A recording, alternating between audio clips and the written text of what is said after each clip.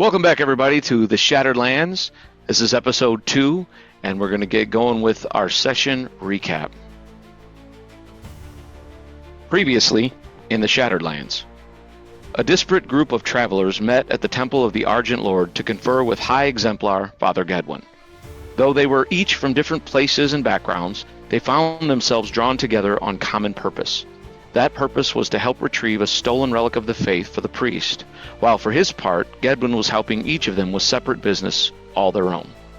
The group included the valiant knight, Sir Venric Truesteel, his mighty steed Haste, and his faithful squire Clay, the enigmatic druid Aelwyn and her elk companion Ruathane, the mysterious wizard Celovus and his dragonling companion Brixus, and the pious cleric Brother Bertram, Father Gedwin's strong right arm. Having made introductions and rested at the temple, the companions determined to leave the next morning for the fallen settlement of Fartham. This blighted place had once been a thriving community that had been overthrown by an unknown evil and was now avoided by all. Rumor had it that monsters and madmen now laid claim to the ruins of Fartham, and decent folk were happy to leave it to them. The beastmen who had raided the temple and stolen the relic were rumored to have been headed toward Fartham, and so the adventurers would follow. On their way to the ruins of Fartham, the companions were waylaid by bandits along the road, who attacked from ambush. Although the vile brigands got the drop on the adventurers, they soon learned what a mistake they had made. The knight and druid charged forward on their mounts, striking the bandits down with impunity, as the others moved up to support them. Several arrows injured the mounts and the druid, but the cleric's faith was strong, and he healed his companion. Meanwhile, the wizard used a powerful spell to charm the bandit leader Garn. As his allies slew the rest of the brigands, the mage kept the leader's attention focused and kept him talking. In the aftermath of the battle, Garn revealed that the bandits were part of the Ebon Knives, one of the largest gangs in the Lonely Valley. His particular band of cutthroats were being paid by someone named Cal Faring to watch the road to the ruins of Fartham. Cal and his men were holed up in a villa inside the village and were said to be part of a strange cult. Garn had a letter that revealed this arrangement, as well as a bit of loot.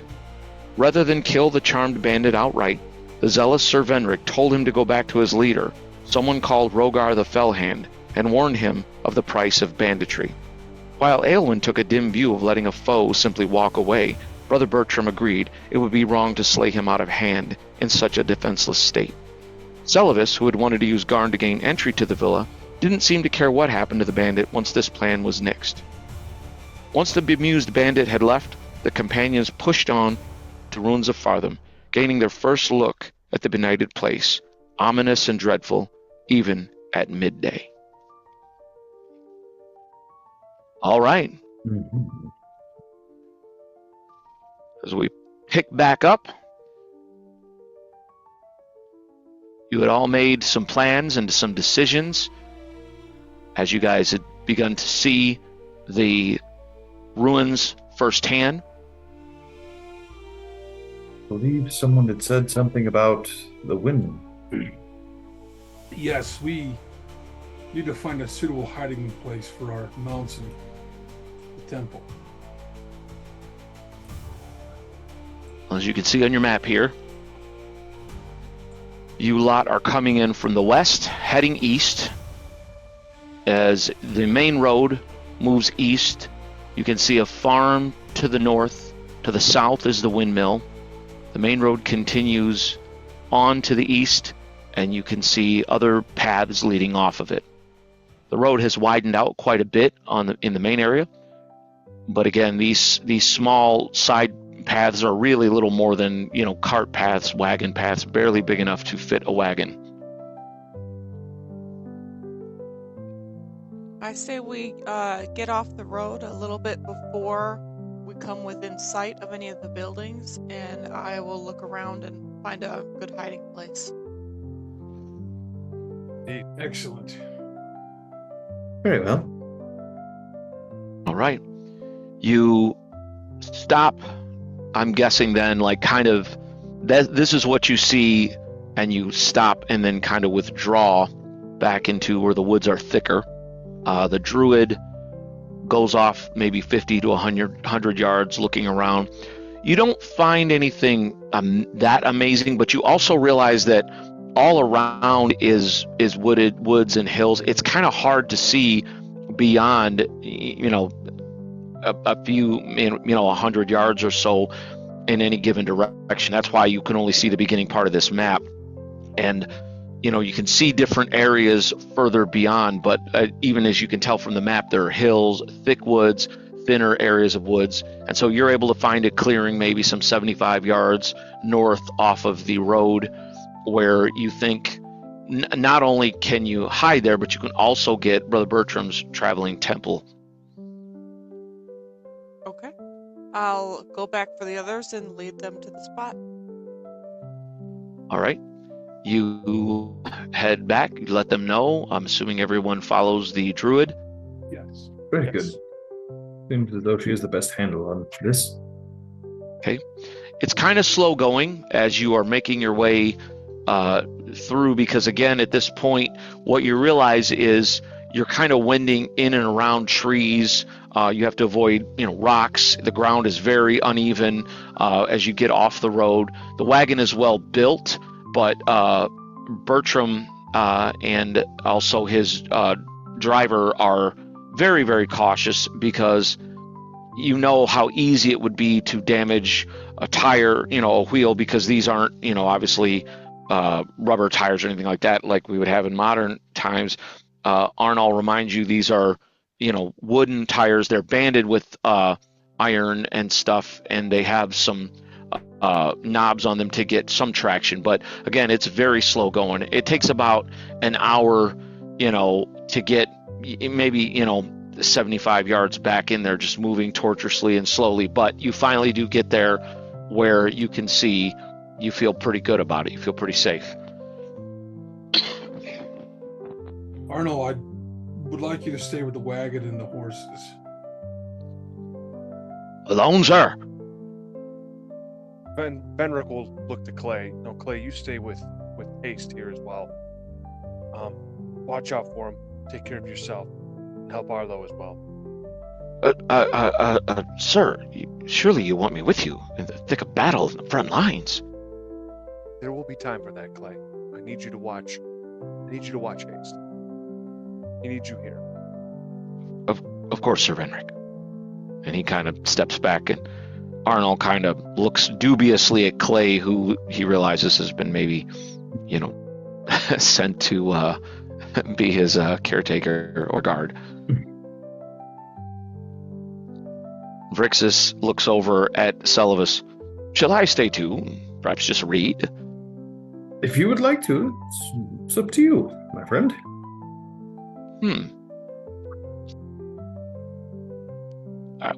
I leave it to you. If you wish, I can keep you safe, or I can stay here and peruse the books. Right now we're more on a fact-finding mission. Why don't you just stay with the others and keep them Or safe? if you insist. And he flies off immediately back into the wagon. Well then. As Aelwyn the will door, also- oh, sorry. I didn't. No, you're okay. You're okay. Go ahead, Aelwyn. She will get off Ruathane, and she's talking to him. Yes, you stay as well. No, I know, but listen, you're in charge. If anything goes wrong, I'll tell the horses to follow you, but they need your guidance. You need to stay here. Ruthane kind of stamps a hoof, and it's eerie to you guys how intelligent Ruthane looks, and he kind of nudges her with his muzzle, and then kind of backs away. For his part, Haste just stands stock still. He looks like a statue. Like if someone had carved a statue of some great war hero or general's mount, it would look like Haste. He just, the wind catches his tail and his mane, and you can see that Clay has already taken the saddle off of him and taken his armor off and everything and getting ready to rub him down. Bertram will go over to his team of horses after looking at Aelwyn, talking to her animal. He'll just kind of rub their heads awkwardly. Good horses. Good Bella. Good Donna. And then just walk away like he doesn't know what else to do. Arnold kind of looks at you. Up. You can hear a whistling from inside the wagon, and you can't help but glance inside through the window as you're walking away, Bertram. You kind of lean up and you look in and you see this dragon has got about 10 books spread around him on your bed, and he's just luxuriating. He's got one propped up and he's just... That dragon's making tea! Well, I mean, he does produce his own fire, so, I mean... You may need to change the name to the Traveling Lair. No. I like it, young Elwyn! Temple, it's the temple! All right, and you guys step away. Clay kind of steps over to Venric after, as you guys are making ready to leave. He's like, "Sir, how long before I should come looking for you?" Give us at least a day. I don't think it'll take that long, but there's a few buildings in here we'd like to search. Yes, sir. And he kind of grips his dagger at his belt tightly. "Good luck to you, sir." And he salutes. Good luck, Clay. Salute back. We'll be back in no time. Just watch out for Haste and the others. Guard them with your life, my friend. Of course, sir. We'll be done.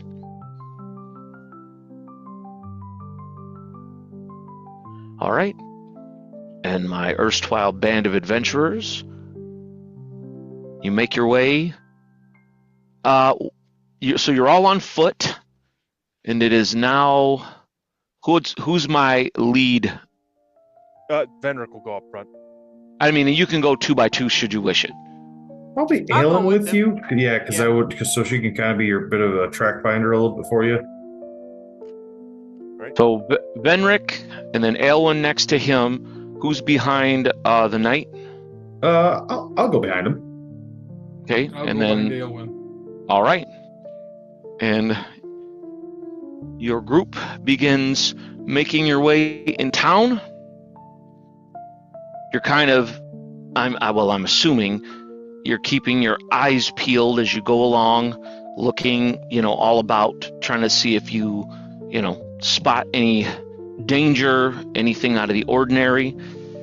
The town, it again, you can see ruins in the distance. Some buildings look, almost untouched. But eventually you make your way and you begin to head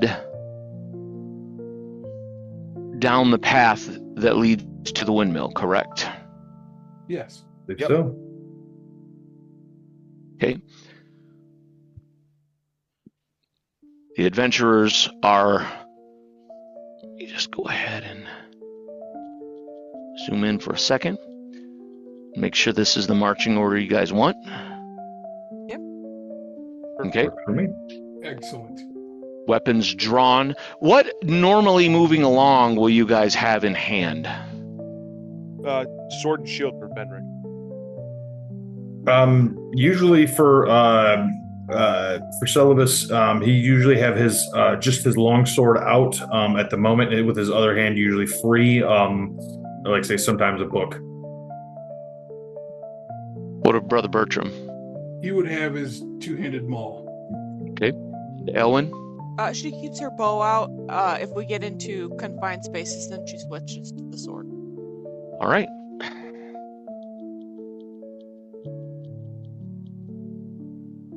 A band of adventure.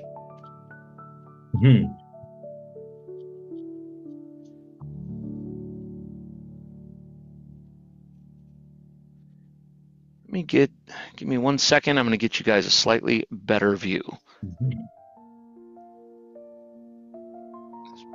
Try to get you a better panoramic view. You couldn't really talk to any animal, Aelwyn?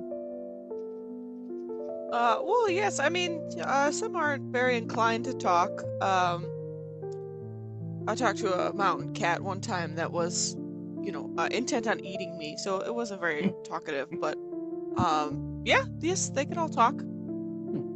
Have you spoken to my horses?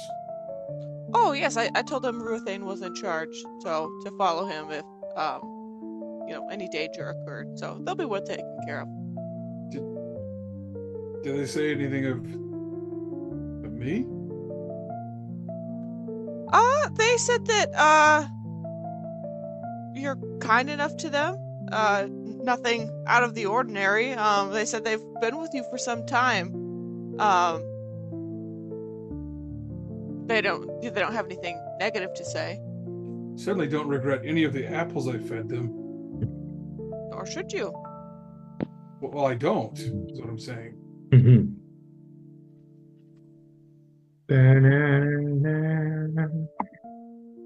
All right. I will. We're gonna get copyrighted. I don't recognize that at all. The derelict windmill spins lazily in the gentle breeze, its ragged sails giving mute testimony to the state of neglect. The windmill sits atop a low hill, facing a miller's cottage in a clearing. To the south is a small animal pen whose gate is broken open. A paddock sits empty and forlorn within the enclosure. Next to the pen is what looks like a small woodshed. While the door to the mill is open, the cottage and woodshed doors are closed. You can see a body sprawled not far from the cottage, and another partially dismembered corpse lies near the windmill. There is gore spattered here and there about the place, and bones scattered all over. Other than the creak of the mill and the soft sigh of the wind, it's eerily quiet and still.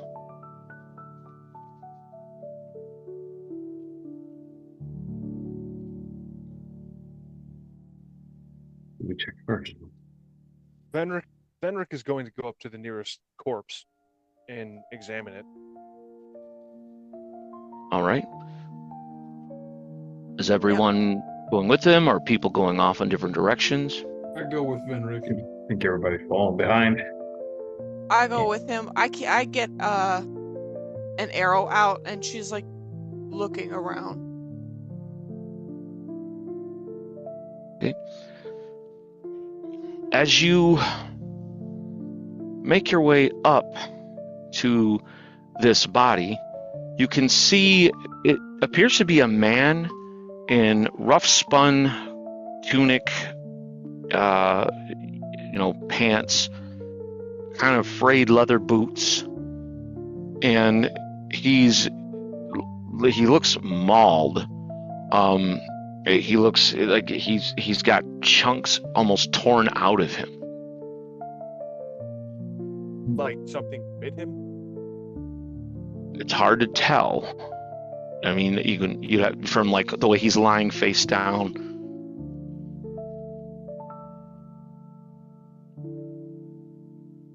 Best keep our wits about us here.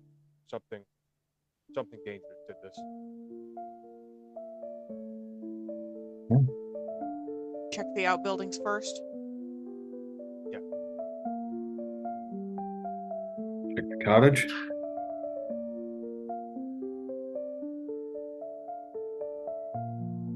Okay.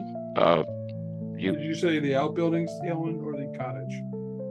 Yeah, we can check the cottage first. All right. You make your way over to the cottage. Who's still the same order? Yeah. Yep. Mm-hmm. The door is closed. You can see it kind of looks battered on its hinges. Venric will reach out to open it.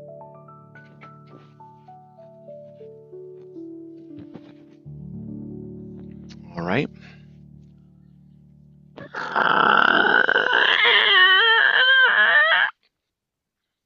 As you do, let me just do this real quick.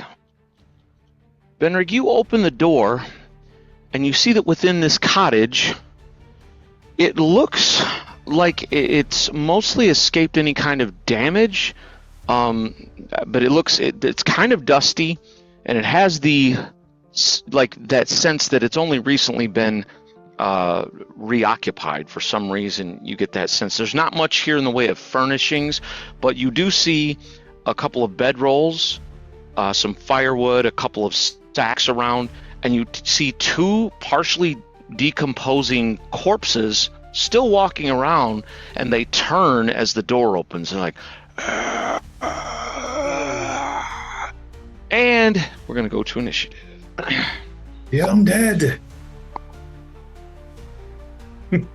Make them more dead. Extra deadness. Henrik pulls his shotgun.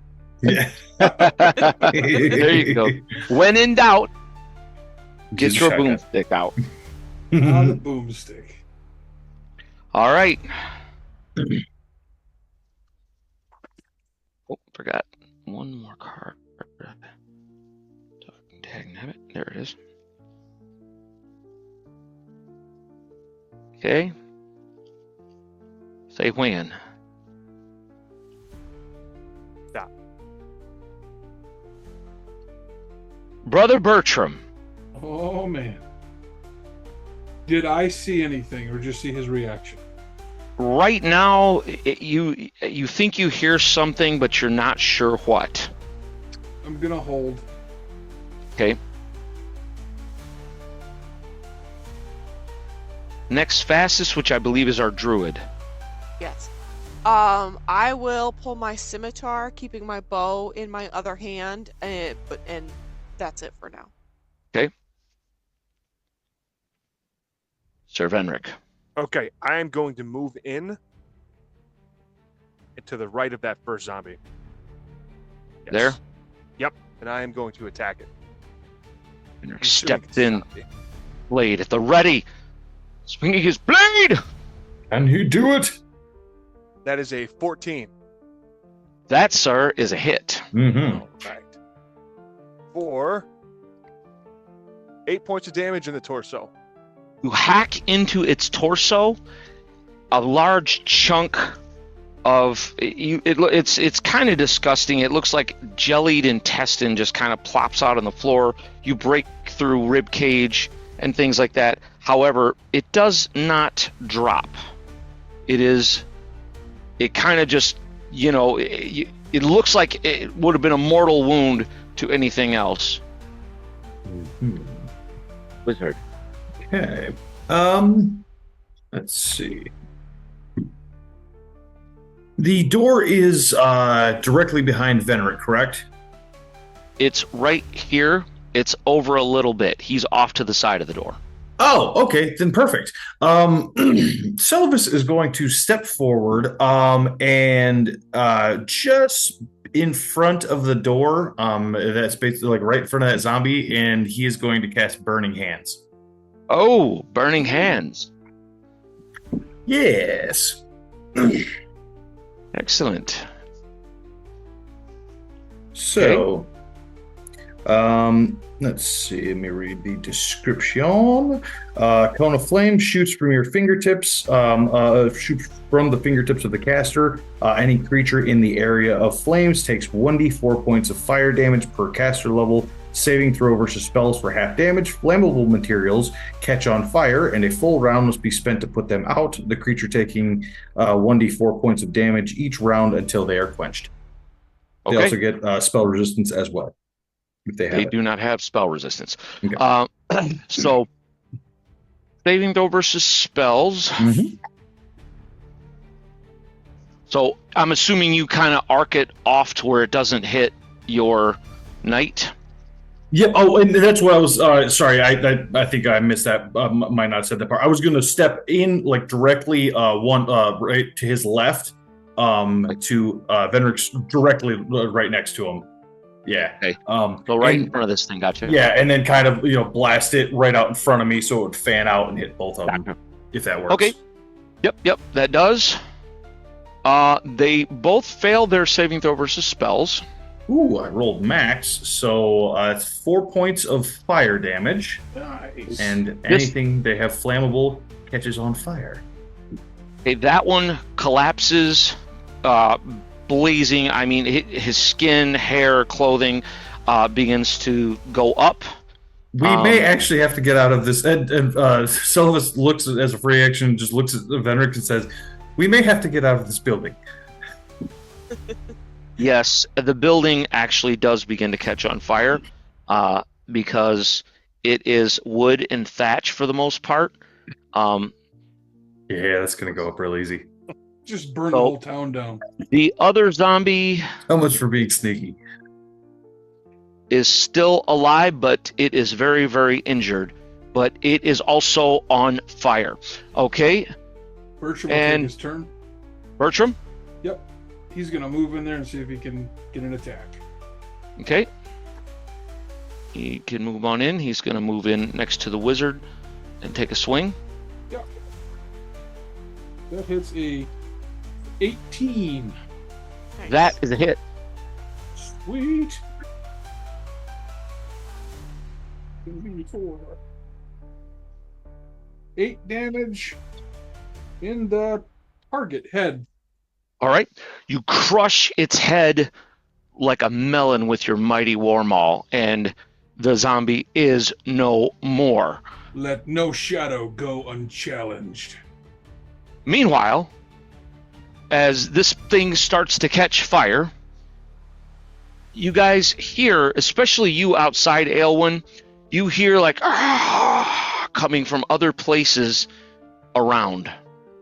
Aelwyn, you turn to see several more of the undead lurching out. Get back out here. More shadows than I originally thought. Do you want to challenge all of them?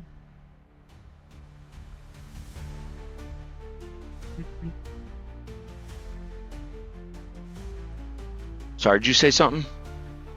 Okay. Oh no, it was never mind. just a joke. Yeah. They're kind of like lurching forward out of. You can see them coming out of the windmill, one out of the woodshed, and one down here out of the paddock, out of the lean-to, the run-in shelter. And now we go into initiative mode. Tell me when to stop. And stop. Bertram, All right. see this house is definitely catching fire. I'm going to move outside next to Aelwyn. And I'm going to try to turn undead. Now, Okay. I don't see a range on this. But if I have to pick a group, I pick the group coming out of the windmill.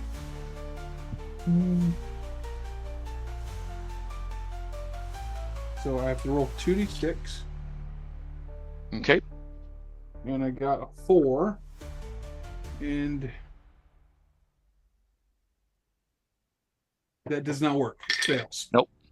So what would you have said as you stepped forward, raising your holy symbol aloft? Shine forth, O Lord of Judgment. And there's like a weak gleam to your holy symbol, but you just don't know if these things are just more powerful, if you're just thrown. You're not sure what's happening, but it does not seem to have any effect. But that Next was slowly. fastest is Elwyn. Okay. Yeah, I'm gonna stick my sword back in my sheath. I still have my bow in my other hand, and so I'm gonna take a shot at the one coming out of the windmill. I rolled a 19, so 21. That is a hit. Okay, for 2 in its torso. Okay. You shoot it in the torso. It does some damage, but it doesn't even seem like it feels it. It just kind of like sticks there and it keeps moving. Actually, we'll turn you around because you took that shot. Wizard, Okay. Syllabus. Syllabus at this point is simply going to move outside and off to the left of Bertram. Directly to his left. Yep, directly to his left.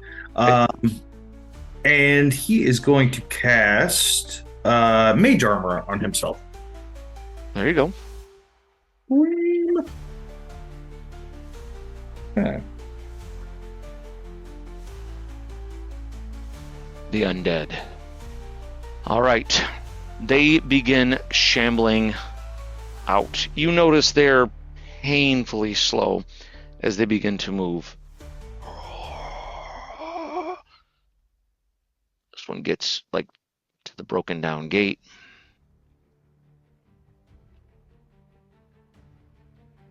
Again, this hill is not like something you have to climb. It might look steep because it's just the one I had to use, but it's not, it's kind of a little bit more gentle slope than that. But that is what you see. You can see the ones down here kind of start shambling forward and the ones up there, and that is what they do. So Venric.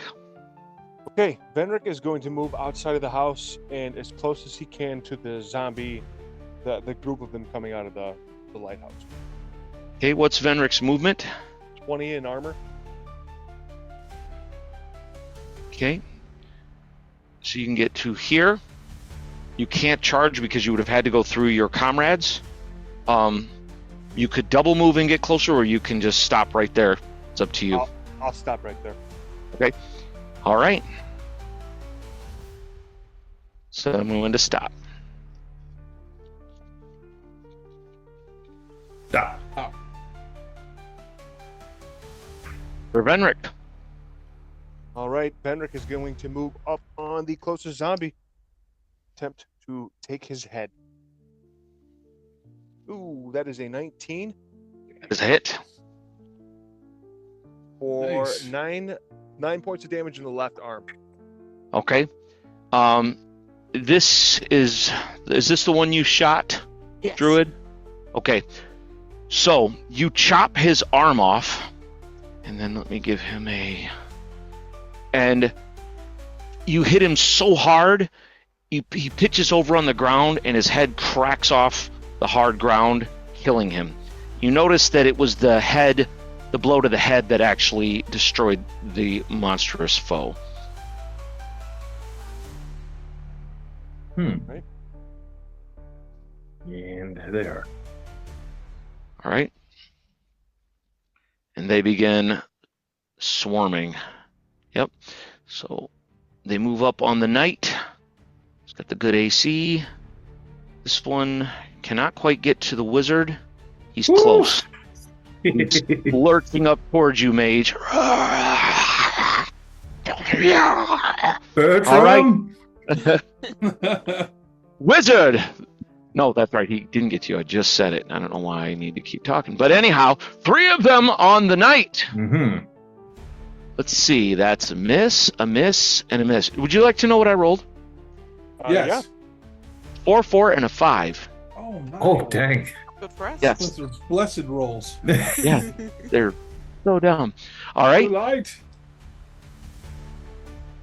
Next fastest, which is going to be... the druid has not gone, so it's her. Mm-hmm. Okay. I'm gonna pull my sword back out and move up on the one to Venric's right. Okay. Yep, Assuming so you that's my turn. Okay. Brother Bertram. I'm gonna move up on that one that's coming after our wizard and take a swing. I must prove myself to the Argent Lord, then he will hear my cry.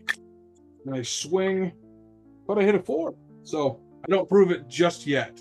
You know what it is, Bertram? You've read of undead. You've always wondered how you would fare, and there's something unnerving about these things that should just be dead, and they're not. Celibus. All right. Bolstered with my powerful cleric behind, next to me, I'm going to step up on this zombie that's in front of me and take a swing with my sword.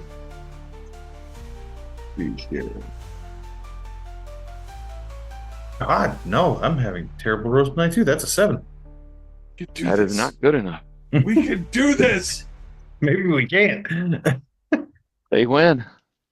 Stop. Brother Bertram.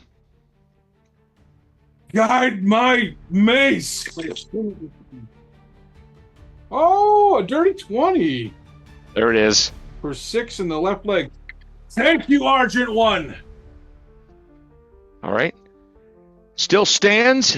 You smash into him hard, though. This thing is its knee buckles and it goes down to its other knee. I grin at Celovus. See? He is with us. Druid. All right, I take a swing at this one in front of me. Nope, that's only a 9.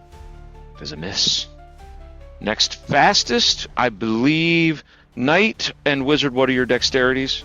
Mine's a 16. So is Benrix is 16 as well. So then it would go to the Wizard because he is in light armor. So Celovus. All right, Celovus is going to attempt to take another swing on this zomboid. Let's see here. That is an 11. That is a hit.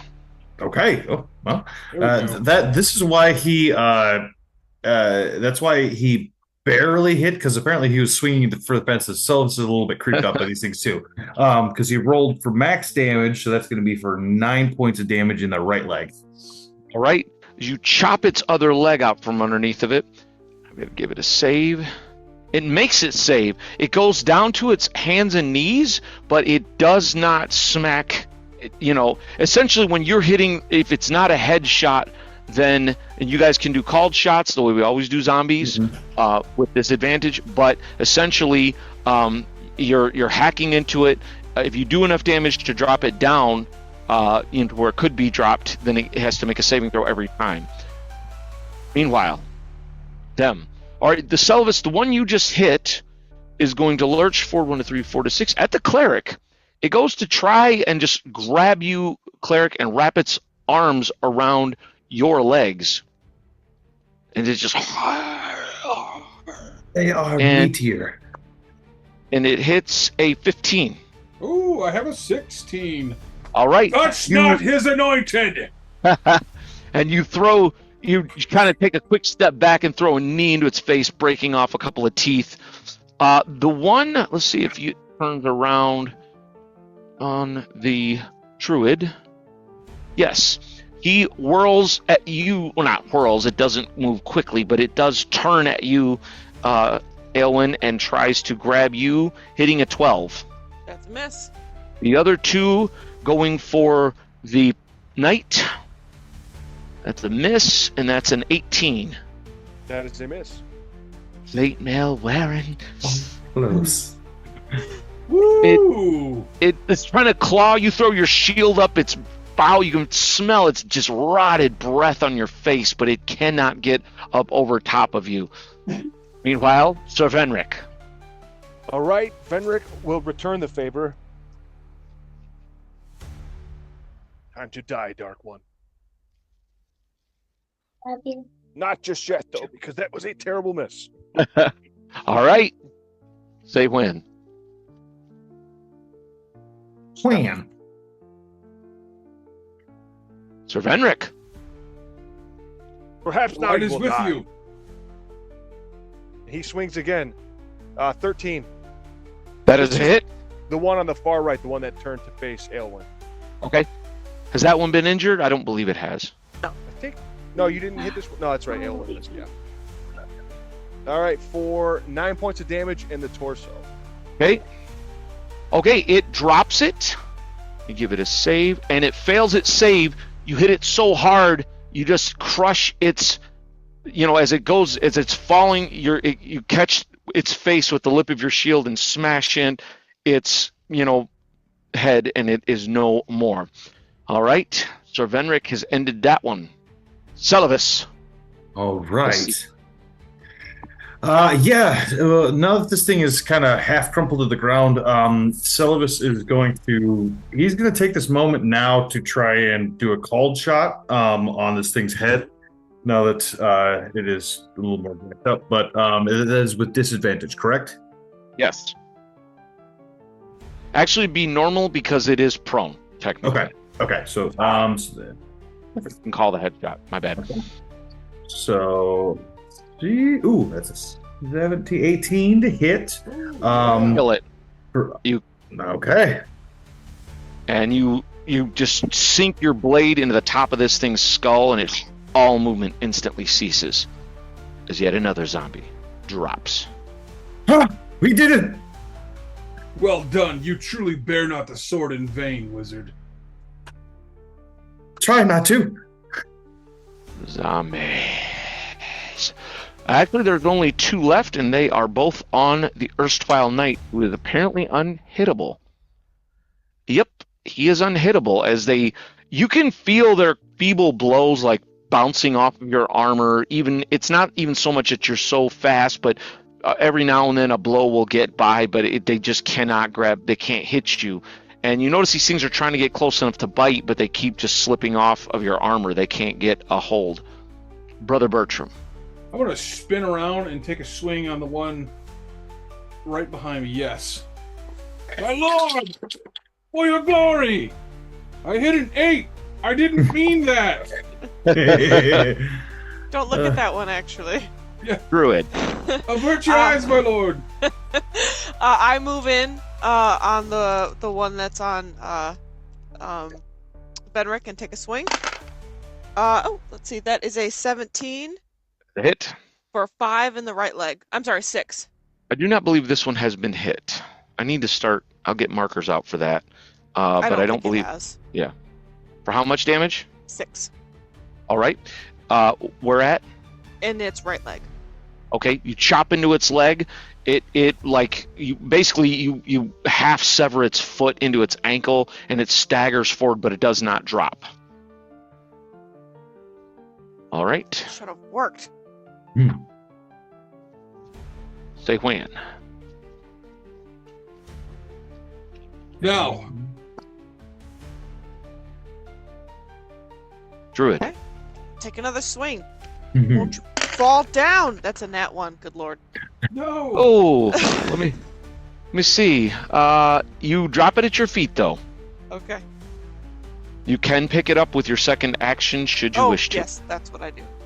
You didn't see that. Avert your eyes, guys. Next fastest is our wizard, Celovus. Okay, Syllabus is going to move up next to Bertram on the zombie that Bertram is on, kind of to its left side. Yep. Again, we tag team this thing. And he will take a swing with his sword. Ha-ha! Ooh, dang. I mean, it's a zombie, so it's not going to really do anything extra, but that is a nat 20. That is a hit, but not a critical. Yep, but that is a hit in the torso. Oh, man. That always sucks. You roll a nat 20 and then you roll minimum damage. So, Oh. 2. Okay. Well, it is still alive. Still very much alive. Okay. Very well.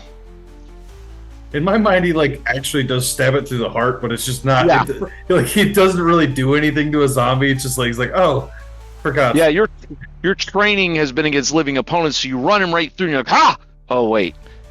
Then you realize that's not going to cut it. Sir Venric! The Venric will strike down the one that Aelwyn just dropped her sword at. I mean, the one that Aelwyn... He'll take a swing at that one. You said it right first time. That's a 9. It's a misseroo. All right. Benric swings, and again, even at that, you're hitting, but you're just carving off little sections of flesh. It's not doing much. They are both. Let me see if this one that you guys jumped on its back, if it turns. Yes, it does. It turns to face the two of you. Going for. Have its attention, Syllabus. You do, actually, and it goes for you, Cleric. But it misses. The one on Venric. My lord. 19! That is a miss. What? Holy crap! You are my favorite kind of knight. AC 20, I think, right? Yeah. Oh my god. God dang it, man. That's all. You're like a tank, a medieval tank. I regret everything. Just going off the sheet. I will swing on this beast of You guys darkness. Sure that this thing hit Benric. Sorry, what'd you hit? I didn't say that. Okay. You guys, you're sure you saw it hit Venric hard, but it just doesn't even affect him. His armor is so thick and so well made, it just bounces off his helm. I hit Suddenly- a 20 for 8 damage in the right leg. What now? I hit a 20 for 8 damage in the right leg. Okay, I thought you said you missed. I'm sorry. Oh, no. 20 for 8 damage in the right leg. Gotcha. This thing does not drop. I rolled really good for hit points. It staggers, but it's still coming toward, just kind of half crouched as you smash in part of its thigh, and you're pretty sure you might have broken its hip partially, but it's still moving. His light will judge you, beast. I'm going to say when. I'm only going to do the say when, I think, at the beginning of each combat, just so we can keep it moving. That makes sense. Druid. Okay. Sword back in hand, pretending like that didn't happen. She takes another swing. No, missing terribly. Okay. Brother Bertram. I'm going to swing again. Must get back in his favor, but I'm not quite there yet when I hit a 7. Ah! Celavus the Seeker. All right. Yeah, I'm gonna try to take another swing on this one, and hopefully hit something more vital, if there is such a thing. That is 15 to hit. That is a hit. For 4 points of damage in the left arm. Okay. You hit it with such force, chopping into its shoulder and upper bicep, that it begins to drop. It spins around and it makes it save. It goes prone on its back, but it does not expire. You know, I'm noticing ours tend to do that, Celavus. Maybe we need to be more precise. Sir Venric. All right, Sir Venric will try his best to end this zombie menace. That is a 16. That is a hit. For 9 points of damage in the left leg. All right. As you chop into this thing, it fails its save, and it goes down, smashing its head off the cobbles and expiring fully this time. That is the zombies we need. The final zombie gets onto its stomach, lurching forward at the wizard, trying to grab you, hitting a 9. That is a miss, thankfully. All right. As it lurches forward, it's trying to get a hold of you, but you just kind of jerk your leg back. You're like, no, not today! All right. And Druid. Okay, I'm gonna move up on that one. Is it still prone then, to where I can make a called shot for its head? Okay, that's what I'm gonna do. I'm gonna try and split its head open. Just roll normally. You don't have to roll with disadvantage. Okay, I hit an 18. Hit. For minimum damage, 2 points of damage. It expires as you cleave into its head, and it is suddenly deathly still. Well done. Except What kind for of the foul beast are burning these? building. They're undead. I've read of them. What are they Animated doing here in Fartham? corpses. More than beastmen dwell here, I fear. Dark magics.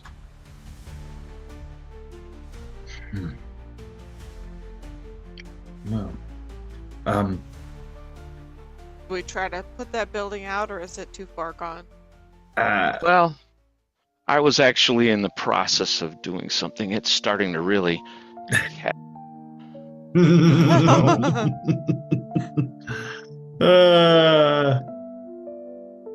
don't think we're getting that building back. Hopefully there was nothing of note in there. There are no clues in the smoke. Should we check the windmill? Real quick, I see the trees next to this building. Do I think there's a risk of it like spreading and setting the forest on fire? Just want to see real quick. No, not enough. If there was enough light for y'all to see, there's a faint glow inside that Ben made those fire effects. Yeah, they've got like lighting. Yeah, it's hard to catch on Nice. camera, but they actually have like a glowing. They've got tea lights in them, so they kind of light up. That's Yeah. But it does look sweet, by the way. Yeah. Sorry, what was the question you had asked, Druid? Do I think this building is at risk of catching the trees and then, the forest on fire? Not really, because the trees are like any house. The trees are nearby, but not like looming overhead, because they didn't want them to, if there was a storm or a strong wind, so it's it doesn't look like it's going to catch anything up. And the fire's not that bad, but it is bad enough to where you realize that you just don't have enough water or anything nearby to put it out. Okay, well, that's going to be a beacon if anything is looking this way. So, yeah, let's check out this windmill. Might as well get inside. You know how them undead are with fire starting and whatnot. Actually, I don't. Regale me. I was just trying to make a joke, Celibus. Oh, I'm sorry. It's that dry churchly wit of yours. I've never been accused of having either of those things. You do make sport of me, I fear. Nay, it's only in jest. I guess I'll So leave you the had- humor to you then.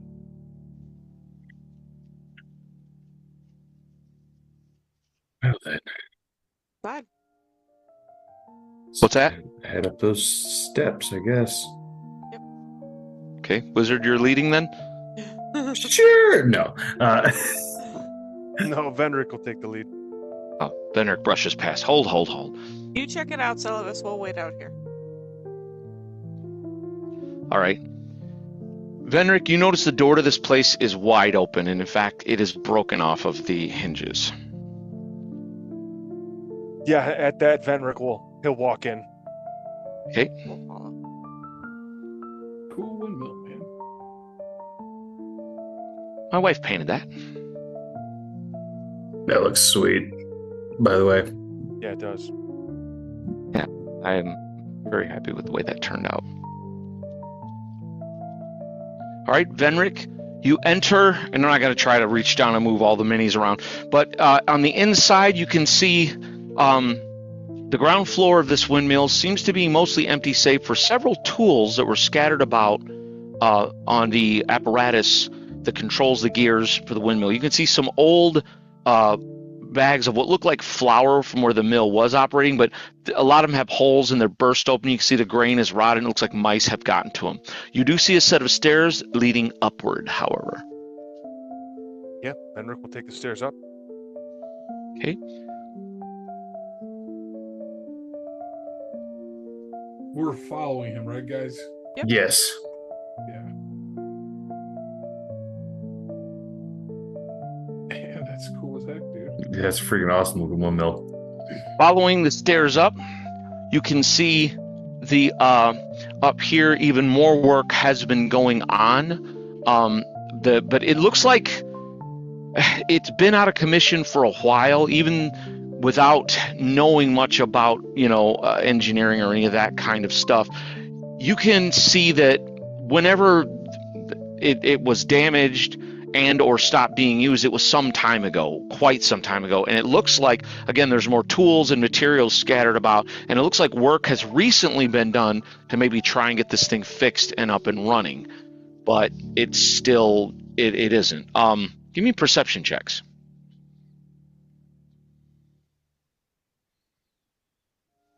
17. Nope. 10. 11. Venric, you notice off to one side, it looks like it's been here for some time, so there's a thick layer of dust. It's just next to what looks like an old bag of flour, a coin purse, mostly covered over with dust and flour. Venric, he'll walk over to it, pick it up, and toss it towards Aelwyn. You're doing party bag, right, Aelwyn? I think it's the mage, actually. Then, in that case, he'll toss it to Celibus. Very good. Let me see how much is in here. Elvis ducked. It hits Bertram in the head. Oh! No, I'm just- I will open the coin purse and see what's within. coin. There's a total of 15 copper, Mm-hmm. 6 silver, Mm-hmm. 4 gold. Okay. Well then. Odd, if they've been doing work recently, it must be someone who can get around these undead, since they were still here. Troubles me they Or- brought the relic. Go ahead, sorry. Oh, no. Sorry, you were going to say, Brother Bertram? I'm troubled that they brought the relic to this place where the dead walk, and there seems that they are attempting to fix things up. For what purpose, as the druid mentioned? What were you saying, Celibus? Well, there is perhaps, and I don't know that this to be the case, but it is possible that the work that was being done, I don't know how long these things have been, well, in this current state for, but these could have even been the people who were originally working on the lighthouse, or the windmill rather, and something could have happened. Don't know what they would have, or who they would have come across that would have done this to them, but it's possible. True. We need to find this relic swiftly. Speaking of your relic, Bertram, Wrong color, but I feel you. you The know, Lubus's dragon grew. Changed colors. unless I miss my mark, something with heavy wards on it is either to keep something out or to keep something in. And I worry that there's some entity in there that you're not telling us about. Your worries in vain. There is no entity within the relic. It is wholly to the light. We just must retrieve it so they don't Let pervert something out. what is holy. You seem to be aiming at what your thoughts are. No, there's nothing trapped there. It's just holy to the light. You don't enough. trust much, do you? No, I just, being around elves, I know a little bit of magic, and anytime something has very strong wards on it, there's usually a reason. The Argent Lord is very strong indeed. His magic is divine in nature and holy, therefore worthy and beyond reproach. True, Elwyn. We need to get this back before they defile it. Fair enough. I want to look out the window and see if I can see anything further, like about the town, or if, like, I don't know if the trees are blocking anything, or if I can see any more. You can see a little bit better. Again, not. It's still very difficult to see real far. But you can see the villa, which is due east through the trees from here. You can see what looks like a ruined keep in the distance up on a larger hill. You can see in the far, far distance what looks like a temple, and to the way to the east, down near the river. And you can see the river like in between the trees in the distance. And then due southeast, you can see what looks like a decrepit-looking mansion. Well then, so we have a few options, I guess. We could check out each building as we try to find the Cloven. I haven't really seen any of their tracks yet, but I can let you know once I do. We could head straight to the villa, or we could just keep looking around. Really? Go ahead, Celix. I fear that this villa may be some sort of strong point for whatever. Agreed. I think it's foolish to go straight there. Just throwing it out there. But if we do go about that, I believe we may attract attention from other parts of the town. Well, with the way that building down there is on fire, pretty sure they know we're here. So it might make sense to clear out the other buildings first. I would agree. Did anyone take any wounds in that last fight there? No. Nope. No, luckily I did not. My armor, and so it was kind of flicks. You see him kind of flick this little kind of radiating, and like as he does so, you see it kind of lights up this little bit of glittering shield that's about him at the moment, and it kind of goes mostly invisible, other than like a small shimmer. But it kind of you see as he flicks it, almost like something in Dune or something like that. You kind of see the rippling like effect of it, kind of radiate over his body. Luckily, that came in handy. As did my plate mail. Impressive, the Just both kinda of them. click. Unfortunately, mine can't be worn all the time. I wish. Indeed, a handy spell, though. Yeah, it's true. Unfortunately, the armor's a little too bulky for the components and the hand movements and all the gestures that go along with being a wizard. Yes, leave that to the brutes. Benrick will just kind of wink and smile. And then at that, Benrick will turn to go back down the stairs. We should go to the next closest building. Richard follows. Very good. You mean the next closest building here? No, Or- I meant back like the from the view of the map of the town. Okay, gotcha. Let me. Just because all the undead that are here, they would have come out at us in that last skirmish. And I don't think we're going to find much of note in the stables or the shed. Yeah. So looks like straight north. There's another what looks like homestead, like a small farm. It looks like Another farm directly. to the east. Yep, of us as well. That one's closer to the villa. Looks like. And then yeah. I will say, Venric, you would have realized. Cut to myself real quick. Actually, give me a wisdom check. Let's make it a class skill with advantage, Venric, before I. All right. That is a 15. Okay. The one thing you realize, Sir Knight, as you're looking, the villa has a commanding view, even though it's not up on some raised hill. It's like a low. It's almost like a low hill, and it's built up to where it's a gradual rise, and you realize if you while you can definitely move to the farm directly north of here, but moving further down the road that direction, it's likely anything from the villa. It's kind of situated to watch the approach. So basically, they realize that we're here. And they can see everything that's going on from that villa, including the fire and.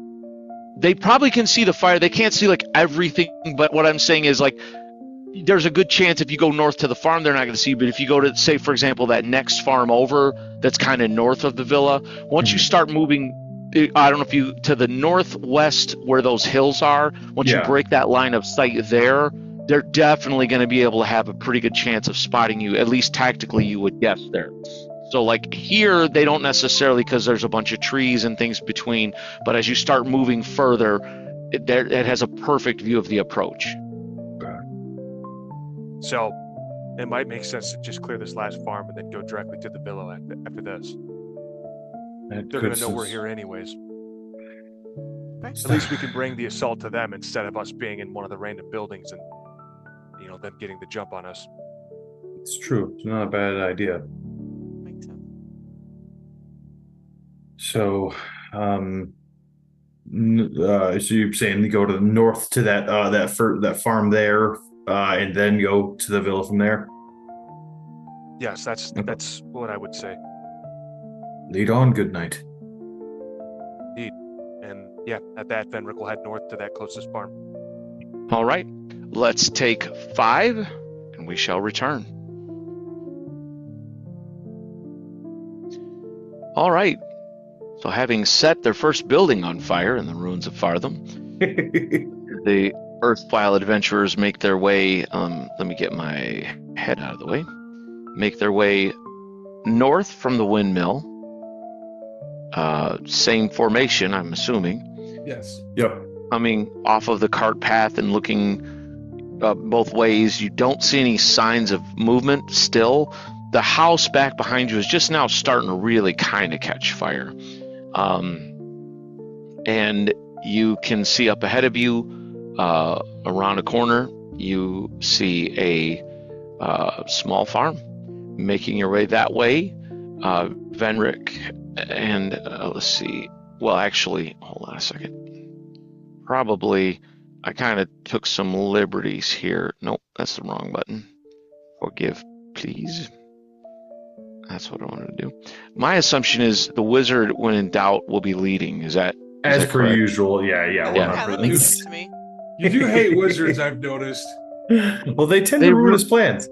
They ruined the best plans that I've ever had.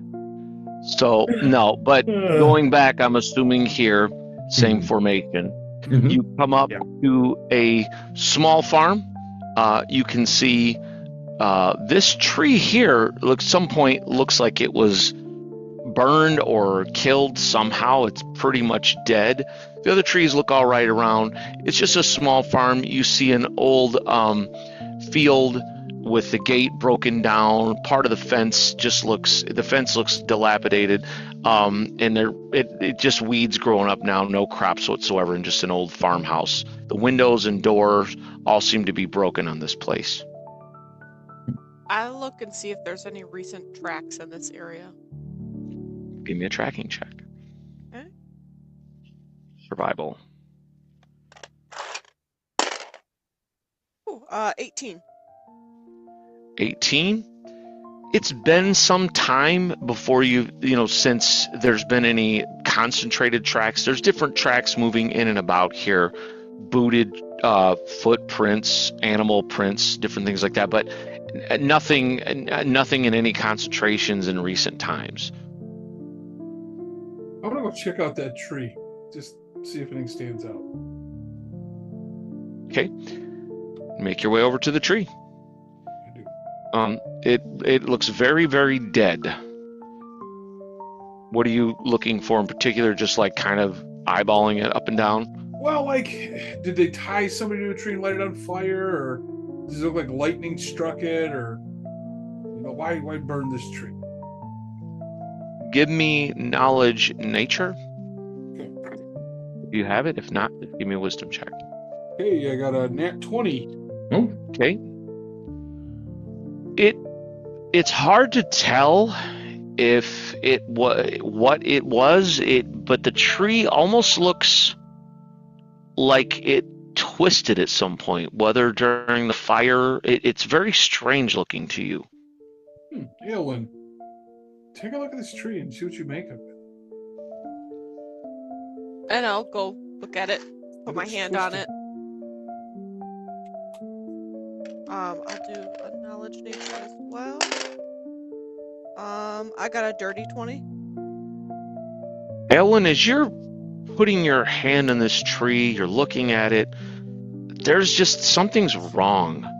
It's very hard for you to tell what that something might be, but there's a sense of wrongness that just kind of sweeps through you, and you pull your hand away. It's more than just a dead tree. You've seen plenty of trees in the forest after fires have swept through, trees that have been killed by insects boring them out, all kinds of things like that. But something doesn't feel right with this. You're not sure what, but it just seems wrong. Not just dead, which is a natural thing. It feels corrupted somehow, but I don't know how, or it's just a feeling. Strange magic roams the streets of Fartham, I fear. It would seem as so. Oh well. I get back in formation. Yeah, that Venric is going to walk up to the farmhouse, just look through the window. You Okay. said all the windows were smashed out. Yep, the windows are broken, the door's broken open. Venric, as you come here and you look inside, it's a simple wooden farmhouse. You look inside and it doesn't look like it's been burned. There are no furnishings left inside. There's like smashed bits of things, but you do see what looks like, at first glance, you think there are skeletons standing there. against the far wall. And as you look closer, realize they're not standing there at all. They have been pinned. At some point, it looks like someone pinned people to the wall and left them to die. And they've been there such a long time that it's now just the bones that are pinned to the wall, ragged, rotted clothing.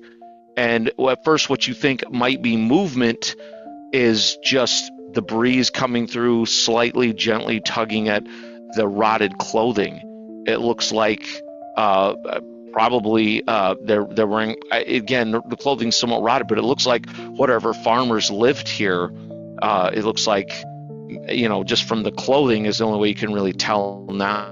They're moldering skeletons, but it looks like a farmer, his wife, and a couple of children. This is a shame. Truly vile. Whoever did this will be brought to justice. Yes. Would Bertram be able to determine how long it would take a body to get reduced to bones like that? They've probably been here for a couple years. Jeez.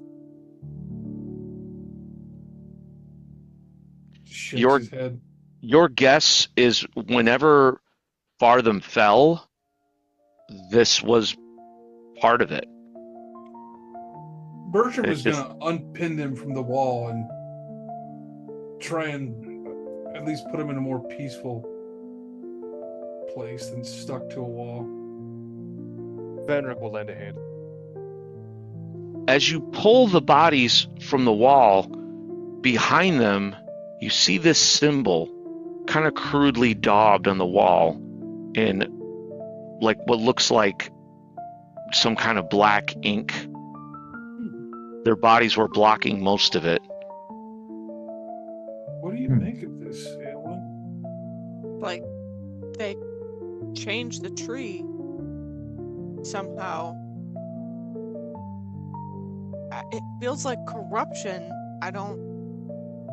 They did this at the same time, I think, maybe. Could they have been sacrificed to do this? It's possible. Have you ever seen this symbol? Have I? Can I do knowledge? You can take a knowledge religion. Okay. 4. Nope, I'm not sure. Would Bertram have ever seen this symbol? You can take a knowledge religion. Okay, dirty 20. Bertram, something about this symbol, it nags at you at the back of your mind. You've seen this or something like it, and you kind of glance back out the window at the tree back out there, and you guys see the cleric take a long moment. He looks back out at the actual tree out there, and then again he looks back in at the wall where this is kind of crudely drawn on here, and the shape, the twisting shape of the actual tree outside, it's reminiscent of this. You're not 100. It's not like you suddenly think of a name or anything like that or any kind, but it's just something to do with what's happened here and what you see. It's almost like nature is being violated along with the people of this town. And you seem to remember reading or studying or something about these types of things happening, but you just can't quite put a finger to it. Maybe with some study, maybe Father Gedwin would know, but it's just, you've heard of this. You know you have. Bertram is going to take out from his scroll case some paper, some parchment, and ink and a quill, and try his best to sketch that so he can remember it. Okay. You take some time and give your best approximation. Bertram, since we haven't heard that he's any kind of an artist, it's not the best, but it's as close as he can get it. Argent Lord, please let these souls find rest.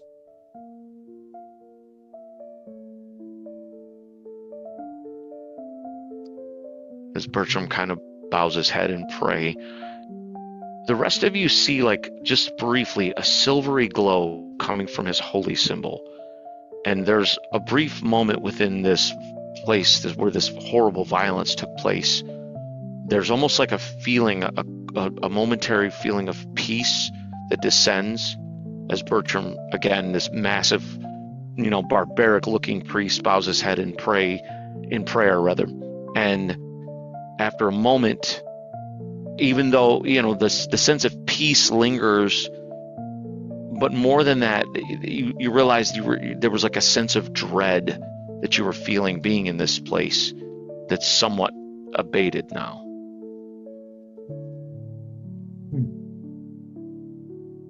Bertram will make his way outside, waiting on the others. Fenric will follow along. The light indeed. What time of day is it? It is late afternoon.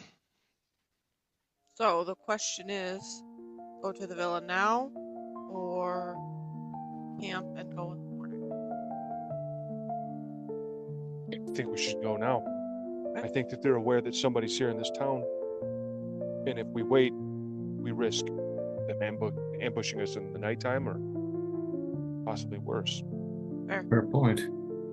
I agree with Venric. We must speak with this Cal who left the note to Garn about the beastmen. Agreed. Well, what do you think the best avenue of approach would be? I look at Venric. Want me to? Well, I was thinking along the lines of going up to the front door and kicking it in. Elwyn, you seem like you have something to say about that. Well, it looks like there's a fair amount of tree cover. I could get in a little closer and see if maybe there's a back entrance, or if there's any sort of patrols, so we have more information. Well, I guess it wouldn't hurt for you to scout ahead, but I don't like the idea of us being separated. Perhaps you could just get close enough to look and listen, come back, and then we could decide. But I don't like the idea of you going in by yourself. Oh, I don't plan to go into the building, but I could get it close enough in the tree cover, perhaps, to just survey what's going on. Maybe there's rats in there that you could speak to and find out the lay of the building from them. How many people there are, and what their armaments are, and what they've heard. I think you're overestimating how much rats can count, or pay attention to what people are wearing. Yeah, I was about to say, I don't think rats know what armor is. Well, I didn't know if the druid had a way. They just call it shiny skin, but plus I have to get kind of close to be able to talk to it. But if I see any animals around, I could see if they know anything. See? It's just they don't notice the same things you and I do. Well, I didn't know. Well then, where would you like us to wait then, Aelwyn, as you are sneaking about?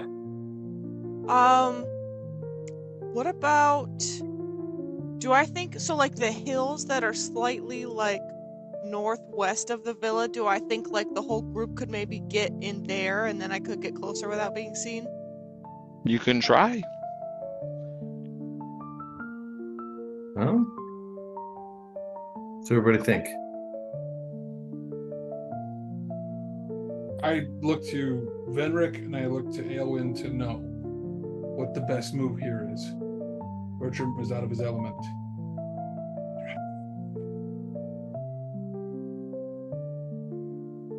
It looks like there's the set of hills there, and then there's also the set of hills. It looks like to the kind of northwest a little bit of the villa. Whether we could get there as well if we're looking to get some larger cover. I think. So, What do you think? What do you think, Venric?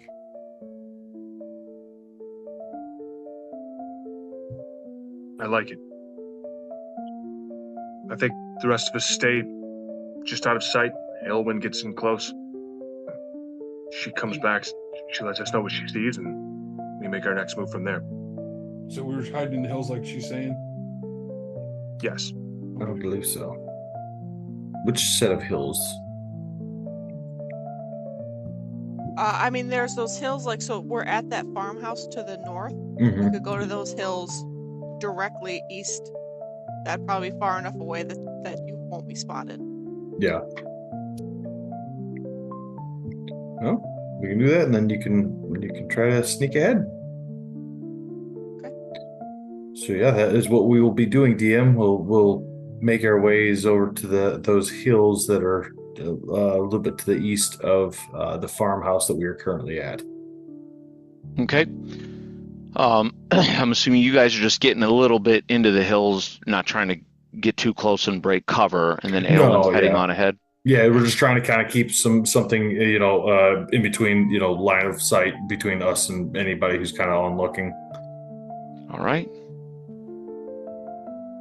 Aelwyn, you begin making your way.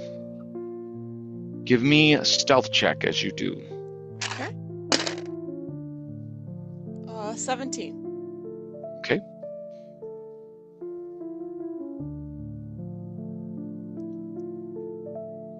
Get a little closer. Make sure this is zoomed all the way out. I definitely would like to get a camera that does this a little easier. Yeah, maybe it just has a rotating zoom where it'll just kind of, you can press it forward and it'll start zooming. Yeah.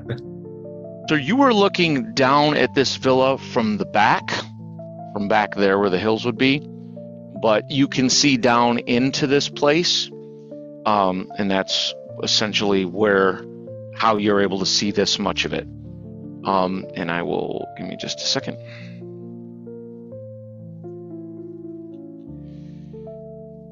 You can see a winding track leads south from the main road down to a high-walled compound. The rutted path leads to a gate that seems to be shut fast. There are trees at a distance around the walls of this villa, and you can see they're kind of swaying in the wind. But you can also see the peaks of the structures within, including a large 2-story villa with a tile roof of red tile.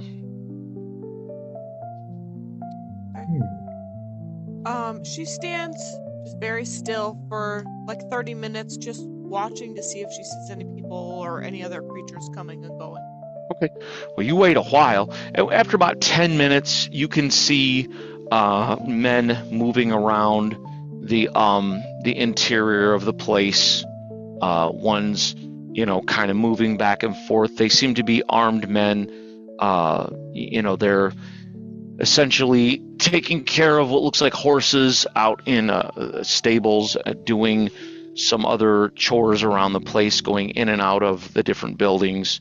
After maybe, if you wait a full half hour, you count maybe, again, this is them moving all around in and out of the place. You count maybe at least half a dozen moving about. I will make my way back to the group. All right. You make your way back to your party. So, I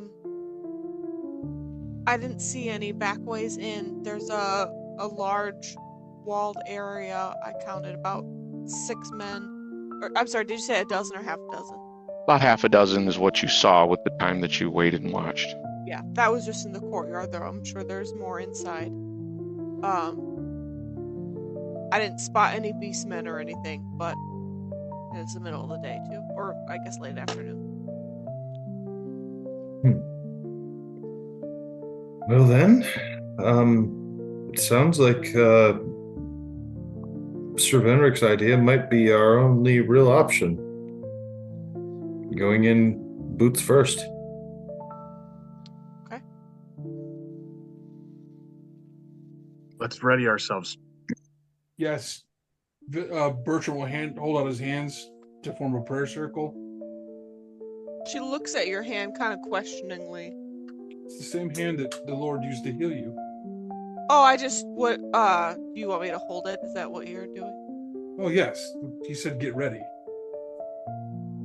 He's gonna pray. Oh, okay. Okay. Venric will take his hand and bow his head. I will as well. Oh, Sure. I gotta get in character, Kate. Dang it.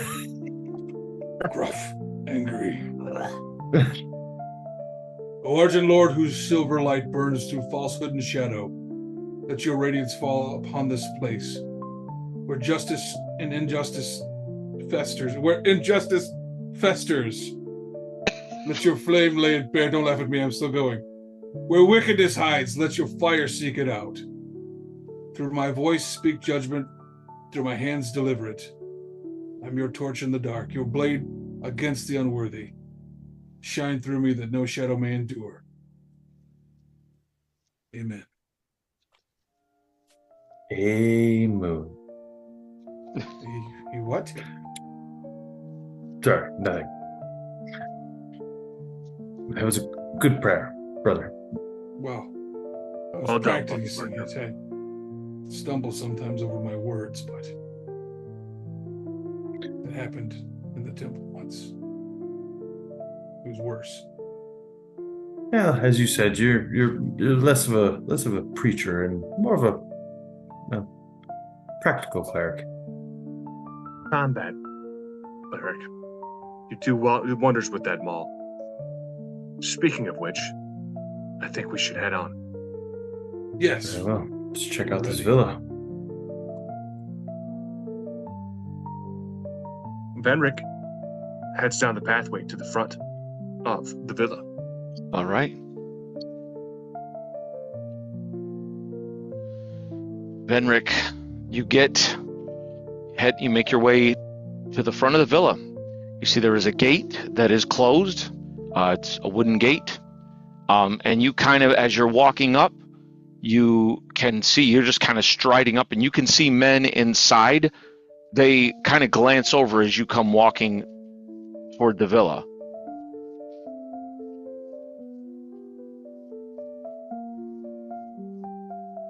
Hail! We seek an audience with your leader. And you see him kind of turn. Well met, traveler. It's been a while since we've seen someone come down the old East Road. Of course. You see one of them nod, and you see one of them dash inside, and a couple of them come over. They get a little closer. This guy goes up here, and you see him open the gate. Yes, please, come on in. It's dangerous out there. Indeed. Venric looks back at the group for just a split second, and then he walks through the gate. Bertram follows. We will follow. Venric enters. They kind of give way. Big one, ain't you? Some say. Who's next to Venric? I usually am. Okay. Oh yeah, we're just doing the standard. Gotcha. Okay. You guys kind of enter the courtyard of this place. Standard kind of setup. You walk in. You see these guys are kind of talking amongst themselves. A couple of minutes go by, and you see a couple more. You see out of this entry here, you see a pretty heavily armored individual kind of come walking. It looks like he's got battered chain and bits of plate strapped to him, battered shield. He comes walking out. He's got a couple more guys with him, around him. You see an archer back there. They kind of come walking out. And as they do, kind of, well met, travelers. What can I do for you today? Welcome to the villa. Please close the gate behind you. It's very dangerous out there. I will, since I'm in the back. Yes. Are you aware of the roaming undead? Oh, yes. There are many dangerous things out there in the ruins of Fartham. I tell you, friend, it's bad out there. It's real bad. You're lucky you got through. Where are you from, if you don't mind me asking? Well, from west of here. We actually came from the Temple of the Argent Lord. We're looking for something. Oh. Looking for something. I see. Well, I mean, what are you looking for? And Vendrick will kind of look back at Brother Bertram. Beastmen. Cloven. Oh, beastmen. We've seen them from a distance, of course. A couple of times we've had to defend our walls from them. Touch and go. Dangerous beastmen are. Ugly, awful, horrible lot. Do you happen to know where they nest? No. I mean, it's been some time since we've seen any. There's all manner of monsters and such that dwell around. Give me perception checks.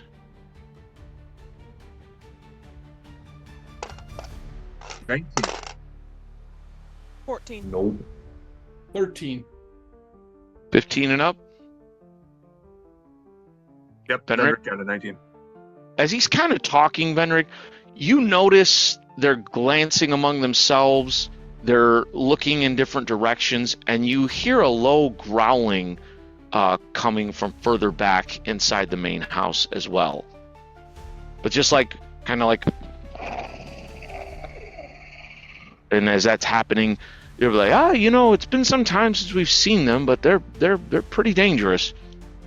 The rest of your compatriots are just kind of, keeping their heads on swivels right now. Yes, they are dangerous. So where did you last see them? Oh, heading down the road, I guess it was some time ago. They kind of run together here, You say you're from the temple, huh? That's right. And what are you looking for again? An artifact that was taken by beastmen. An artifact. All right. Well, did you now? And arrows fire. All right. And let me switch. As this happens, from windows within and upper floors, as well as you see at least one archer out here. Arrows. Let me see how many exactly. 3 archers. So the first arrow comes. Fortunately for you, your mage armor is still in effect. Good. That was actually what I was getting ready to ask. What did he hit? He hits a 4. Okay. Whew. The next arrow flashes at the knight, missing horribly. And the final arrow flashes forward at the druid, hitting a 13. Miss. And goes and just kind of quivers at her feet. And you see this guy bare his blade. He's like, "For the twisted tree, leave none alive, unless they want to answer questions." Say when. Oh wait, before you do, I gotta add.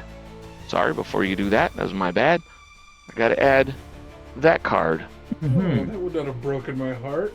And you hear him say, "Right you are, Cal." Famous Cal. Dirty no good. Varmints. Oh no! Okay, I'm not qualified to do that anymore. Well, this is where they play their hand first. Cal Faring, he whistles, and you hear him go, "Drang!" And about that time, jump over here. I should have already had this ready, and I forgot to grab it. Released from within the house, a massive warhound comes streaking out and launches itself directly at Sir Venric's throat. It runs, it just like flies across the courtyard and goes to bite you. Hitting an 18. That is a miss. Oh! It launches up and you throw your shield up just in time. And at that time, Cal rushes forward, swinging his blade at you, Sir Knight. "I'll take the big one. Get the rest of them." Ooh, hold on. Cal Faring hits a dirty 20. Oh, yeah. Ooh. Let's see here. 4. Oh, come on, damage dice. I'm not used to hitting him, so I didn't have it. I didn't have it ready. Didn't have all your stuff together. Yeah, probably not gonna hit it anyways. For 4 points of damage in the head, he hits you in the helmet and rings your bell solidly. Oof. And it kind of creases and you feel blood kind of go down the side of your head. Sir Venric. Oh, yeah, I'm going to return that in kind. That is a 16. 16 is a hit on Cal Faring. Speak to the dog. That is 7 damage in his left leg. You hack deep into his leg. He doesn't drop, but he lurches back as you chop into his thigh. It just bashing through the chain links, and you can see blood freely flowing. Nice. Wizard. All right. Celibus is going to step to his right onto the guy that is off to his right, and he is going to just step to there and pull his blade, because that's all I can do this run. Okay.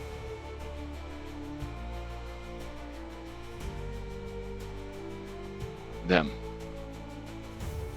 Arrows flash. There are the 2 up there.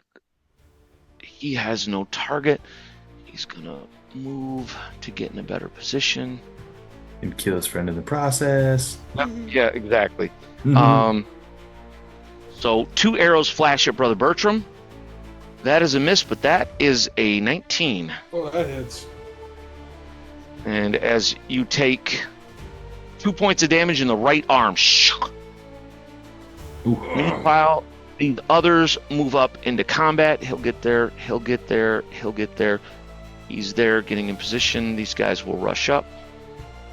And you can hear more movement from within the other buildings and the main house as well. Let's see. So the first one on, let's see, the wizard. Mhm. Oh, that is a 19, sir. That is a hit. Oh, for 5 points of damage in the right leg. And I drop to 0 and go Oh, unconscious. God. The wizard gets his arm hacked into so severely that he just collapses from the shock of it. Meanwhile, 2 of them attack the druid. God, no, can't roll double digits on her. The regular one there on the knight. God, a 19. Clang. All right, those guys moved up. The arrows were fired. Aelin. Okay. I'm going to move back into Bertram's left. And then I am going to cast Entangle around where those archers are. So Well, there's it only is- hold on. There's 1 archer here, and there are archers up in the house. Okay, I'm sorry. I thought the 2. So like the 2 that I guess that are coming forward with the swords. Yeah, like around there in those archers. Okay. What's the radius on entangle?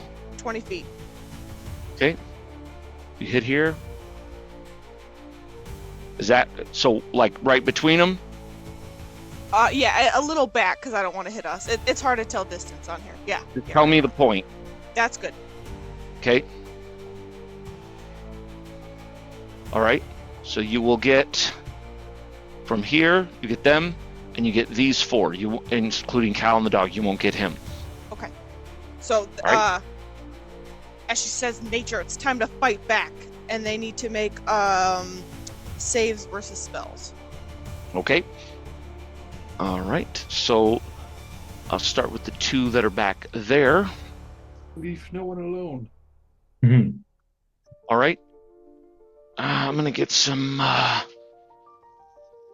markers real quick because different ones are affected differently. I'm just gonna use these blue ones. So he is affected. He is not.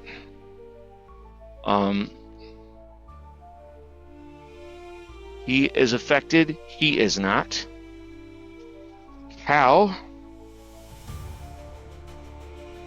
fails. Drang, his war dog Alpha, fails. Nice. So those 2 are also affected by entangle. And like I said, the other guy was out of range. Okay. So What- those that fail, it's entangled and cannot move. If they succeed, they can move through at half their normal movement speed. Right. So they are entangled. What's the duration of that? 1 turn. Gotcha. Oh, a while. Okay. Which is that 6 rounds. Yes.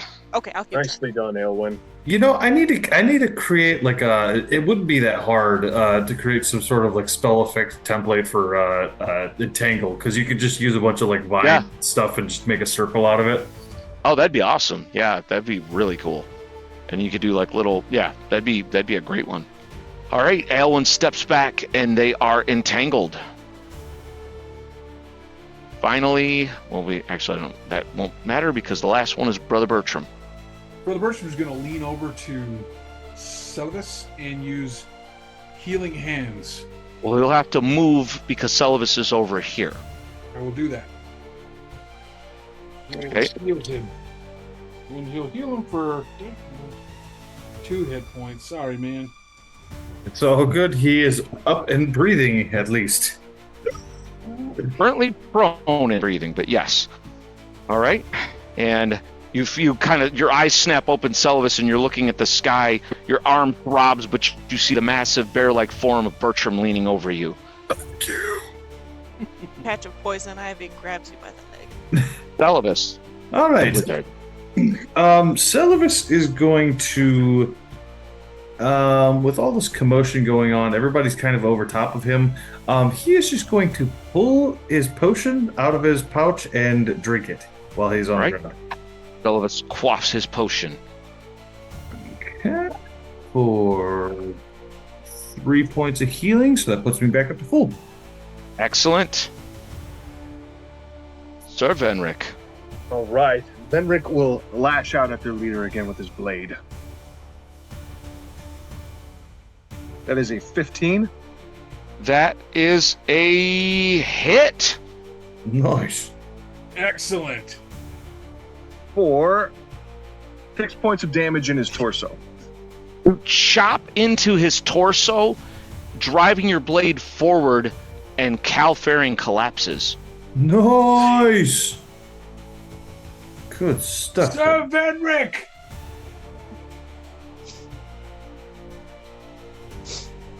Excellent. Cal Faring is currently collapsed. All right, and his dog Drang goes berserk and goes for your throat, missing horribly. Good boy. Druid. Okay. Sorry, I'm trying to find myself. All right, I'm gonna take a shot at the one that is like back behind the dog and is entangled in the plants. Okay. Ooh, I rolled a 17. Let's go. Yeah, you'll have to step to about here to have a clear shot. That's a hit. So he takes 2 points of damage in his right arm. HP he's got. He still stands. HP, I'm gonna set that on him. All right, well done. At this point, you hear more movement. You see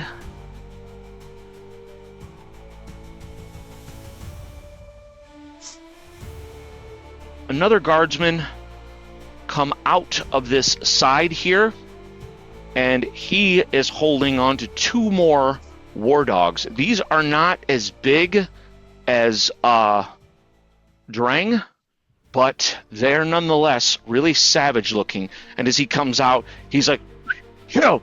and they rush forward, streaking They gotta make directly. their saves too. Oh, yep. So they rush through the entangle. This one gets stuck right there. Good job, This one Edwin. makes it through and comes at you, Aelwyn. Now, do other people get saves on every turn versus It does the not entangle? say- it just says 1 turn. Let me just double check here. Okay. No, it just says if they fail, they're entangled and cannot move. That's it. Yeah, if the saving throw succeeds, they move half speed that round. If it fails, they may not move that round. Oh, So okay. the language is implicit. It's so round by round. So that's what I was asking. So they get a new save each turn, but anyone in the area of effect has to keep making that save.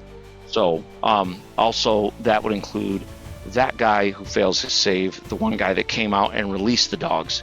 He is now gripped. Meanwhile, fail. That dog already failed. So that dog failed. Him failed. Good Lord, failed. This guy makes it and is going to rush forward on you. All right. So the dog on the druid, nat 20. God. Well then. So he bites you for, oh dear God, doubled 6 points of damage Oh my as he God. snapped into your throat, going for your throat. He jumps up.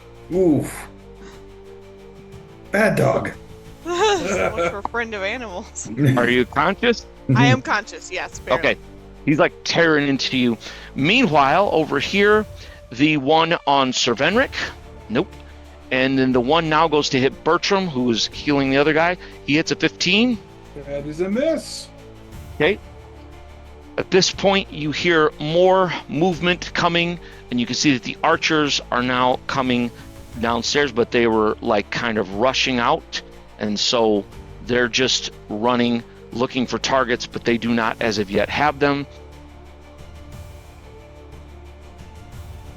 And the final, you see one final man step out of here, and he's got to make his save immediately, which he makes, and he has 2 more war dogs. Holy Oh, crap. wonderful. And That he is entangle is amazing. going to release them. Well, and they instantly, oh my God. All right, they both fail. So, fail. Dude, Aelwyn, that was a Oh, that was clutch. So What? Yeah, very yes. clutch. So he didn't fail his save, but he was never going to rush up. He was releasing the hounds essentially. They both failed their save, so go figure. All right. So yowza. All right. Yeah, that just happened. Okay, battle is well and truly joined. Selvus, what are you thinking as you're looking up at the sky and you come back to consciousness?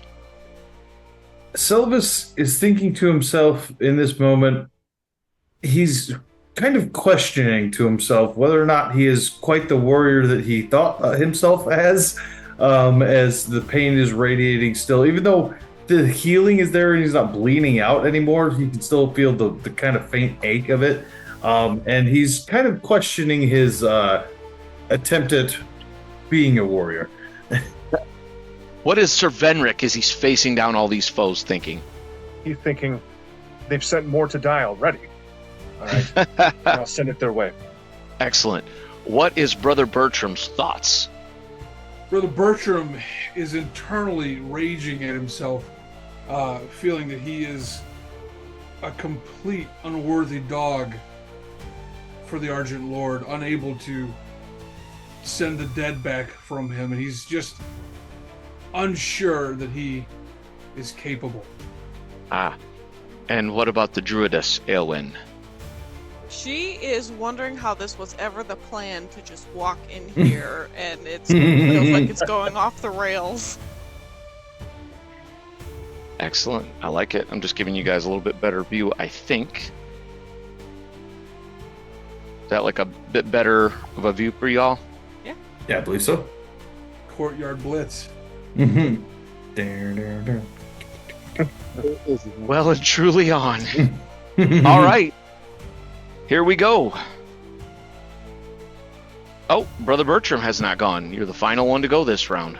Yeah, Brother Bertram's going to move over to Aelwyn and call upon the divine healing of the Argent Lord. Marking those off, right? Yes, sir. This is a clear light wounds. You get 6 hit points back. Oh, thank you. Go, Nice. Bertram. And for the record, I have 1 cure light left for the day.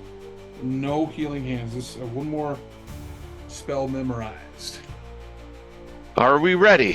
Mm-hmm. Ready. Celavus the Seeker. All right.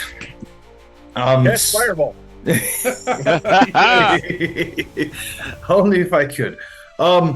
Syllabus is going to attempt to stand unless there's somebody directly over top of him. Well, there is. Bertram is kind of standing where you were standing. You can move to the side here. Okay, You I can will crawl away. I'll crawl out from underneath of him on the right side and stand up, and that'll be my Okay. turn. Actually, that's just a move equivalent, so you can do something still. Okay. Then I will. Yeah, if I could, it could have as I was getting up, picked up my sword. I would try to take a swing. Okay. Let's see. Ooh, that's a rolled a 19, so that's a dirty 20, and That is a hit. that's going to be 7 points of damage in the right arm on this guy. Okay. You return the favor. You chop his arm clean off. Attaboy, dropped. Silas. Eye for an eye, A warrior wizard. arm for an arm. I guess I don't know. First of these dogs goes down. Very well. Venric. Mm-hmm. All right. Venric is going to try to impale this giant hound that keeps coming for his neck. Drang the Alpha War dog. Dog. 13. 13 on Drang is a hit. Yes, even with his spiked collar and leather armor, that is a hit. 4.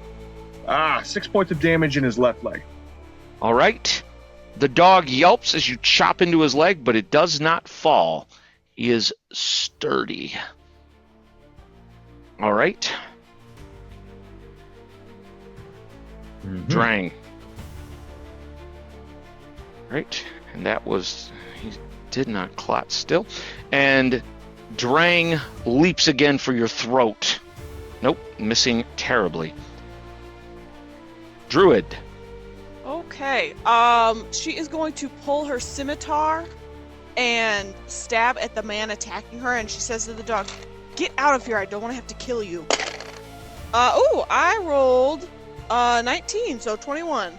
That is a hit. God, only 2 points of damage in his torso. Oh, believe it or not, I just rolled a 2 on his HP. Oh, nice. And you run him through with your scimitar. Well done, Elwyn. Must be anemic or something. He didn't look all that well. He's got the plague. I love jokes when they die. Those are Yeah. the ones. All right. Here's a joke for you. That's not funny. I don't like that joke. Oh, okay, sorry. So many of them. All right. First of all, the ones that can attack. The regular guard on Sir Venric. 12. That's a miss. The dog on the druid. That's a miss. All right. Meanwhile, all these guys have to make saves to try to move. So that guy makes it. He's going to move up to the druid. Try to stabify her. Missing. That dog fails. That dog makes it. Comes streaking toward the knight. And goes to bite him. Missing. That dog fails. That guy there. That guy there. Okay, he makes it. He is going to move up. He's out of the area of effect, but he's not. He's going to crowd around. He won't get to attack this turn, though. That guy there fails. And I'm just going to use the center point of the spell and pull these off because actually that makes more sense with the way that the spell works. Makes sense.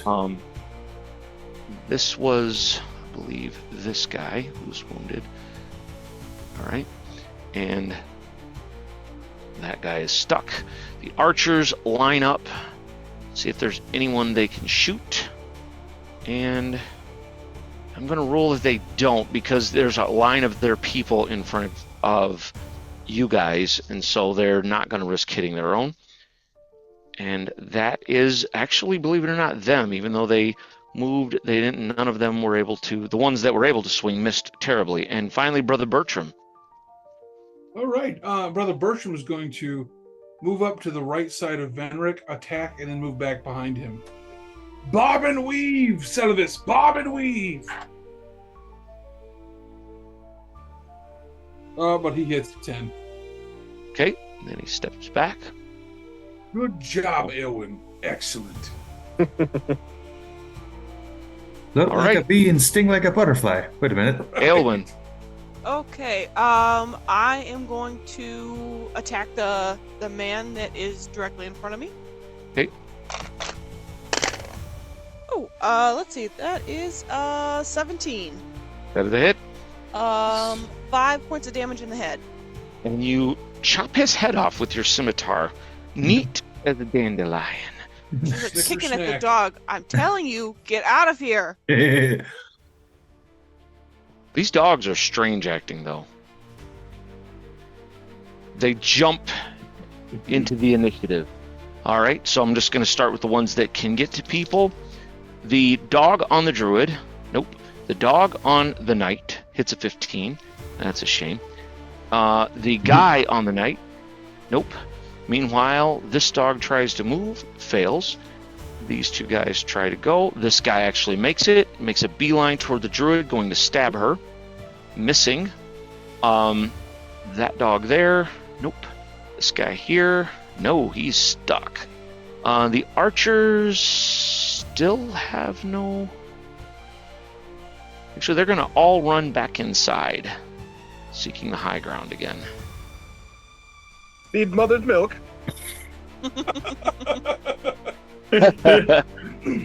All right, and Brother Bertram. All right, I'm going to do the same thing. Guide this maul to his skull. I'm going to attack that same guy and move back. Okay. Okay, that one hits a 16 That's a hit. for 3 points of damage in the torso. He Go, yet Bertram. stands. On that one. He yet stands, Bertram. Okay, but you smack him, but his armor holds, but it knocks the wind out of him. Celibus, the Seeker, rather. All right. Silvus will kind of taking note of Brother Bertram. He's going to lunge in with the sword at the one on Venric's right, try to stab him, and then move back to where he is. He's injured. Well, that's not going to matter because I rolled 2. So Celibus, you're still a little like out of it from Yeah. like being knocked down and then coming back. Drang lunges at the knight's throat. hitting a 16 and bouncing off of his breastplate, unable to find purchase for his great fangs. Whew. I like Sir him in Benrick. front of us. A dog. That is a 14. That is a hit, sir. Oh, max damage. Oh, So, 11 points of damage in the torso. all right. Yeah. Kill Drang, and I'm going to rule you can cleave on over into the other dog because it is a thing type and it has even lower AC. So go ahead and how much damage you do total? 11. Yep, so it would kill Drang and that other hound. Oh, Nice. man. Take him to Ohio. Leave land. Yes, it was a joke, and I made it up myself. All right. I didn't hear what he said. Oops. Take him to Ohio. Like Cleveland. Yeah. All right. Suddenly, it's not looking quite so bad, is it? Turn around. You're not gonna sucker me, DM. I'm still gonna be grim. He's like, out from the manor comes a dragon. Oh, Yeah. no. It's green and hates wizards. Sorry, what's that, Kate? I said, then you're safe, Bertram. This time. From above, the archers open up again. There it is. Yup. Had to feel it. Yeah. And the extra arrow goes for, and the Oscar goes to, oh, Brother Bertram, 2 arrows come your way. Too many jokes, I see. Too many jokes. That's a 17. That's a hit, dude. So you take 4 points of damage in the left leg. Oh, I'm still up, but I'm. Another arrow streaks toward the wizard, missing horribly. All right. Meanwhile, Dude, Sir Venric, this guy goes to stab you, hitting a 19. Okay. These two go to stab the druid, or attack the druid, a 3 and a 17. 17 hits. You take, 6 in the left arm, Ah! druidess. She reels backward. She's still conscious. Oh, yeah, she got Yes. healed. Mhm. All right. Meanwhile, that dog tries to move. It makes it, and it lurches in toward Venric, missing horribly. This guy tries to move. He does not make it. That dog tries to move. No, and that guy goes to move. No. Okay, they're all still stuck. That spell, entangle. How I hate That things. thing. I love it so much. Well placed. Brother Bertram.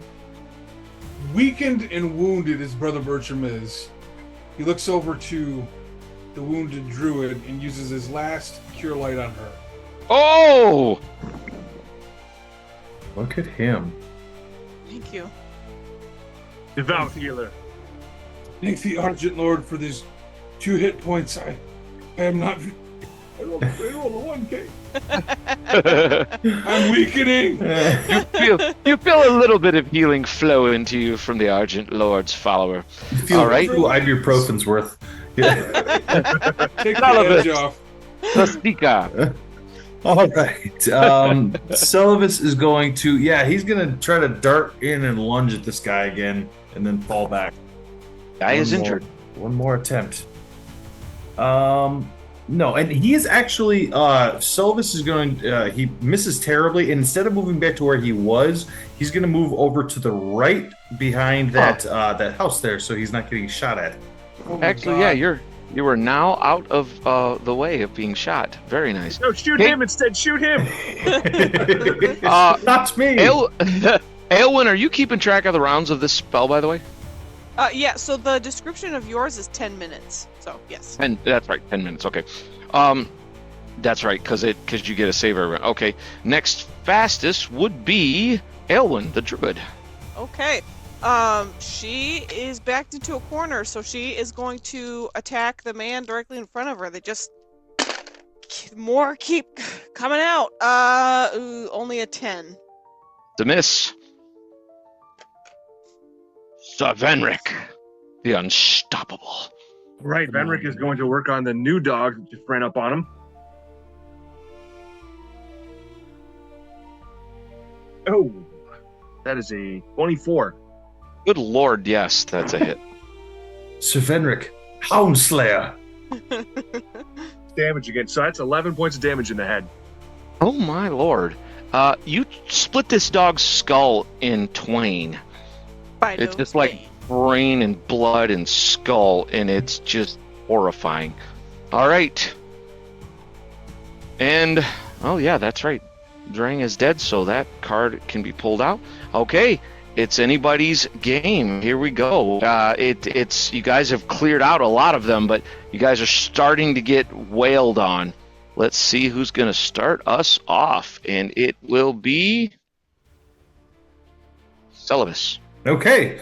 He's going to dart out again from this time from around the corner and kind of lunge out at this dude as he gets distracted for a moment by Sir Venric.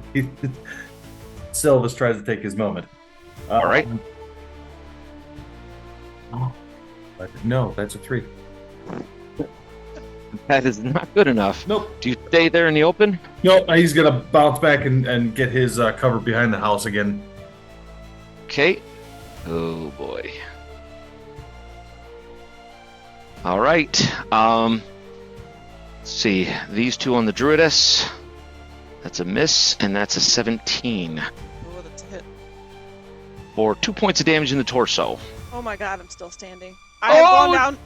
I've gone to 1 hit point like 4 times. Nice. All right. Oh. The hound goes to bite you. Oh my god, I kid you not, a nat 20. Ooh.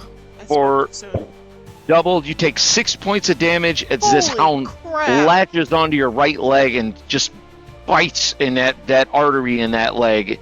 She goes down under the weight of the dog. He's like that scene in Conan the Barbarian. The dog just like bear his father down to the ground. Meanwhile, this guy swings on Venric. No, Venric is the Untouchable is his name. This guy's going to try to move. Nope. That hound is going to try to move. Nope. And that guy's going to try to move. No, they're stuck in this entangle spell. All right. 3 arrows now at Brother Bertram. Oh, no. The dogs. Shoot the dogs. 3 and double 17s. Oh. Those 17s will actually hit me. Ooh. All right. For a total of 6 points of damage, as one arrow strikes you in the left leg, the other arrow strikes you in the torso. Bertram drops. Oh! Ooh. The cleric goes down. Cleric down. Oof. Was ugly. Oh no. Bertram, give me a fortitude save, or give me a constitution check. Here we go. 18. Clap. Next fastest would be the druid, Aelwyn. Okay. Give me a clap. Nope, that's a 7. Do the hit point. Sir Venric! All right, Sir Venric is going to move into the group of 3 to his left, just so that they can't circle around to get to Celibus. He's going to swing. He's going to swing on the guy on the far left, like kind of directly in front of him. Look back at Celibus. Use the potions, and he'll take a swing. Ooh, that is a dirty 20. That's a hit. Nice. Only for 4 damage in the left leg. Okay. This guy? Yes, sir. You chop into his leg and he goes down screaming, just in agony as he's bleeding out. All right. Believe it or not. Ooh. Holy crap. There we go. All right. Providence is on our side. Yeah. He's going to attack the other guy in front of him. Oh, crap. That's an 8. That is a miss.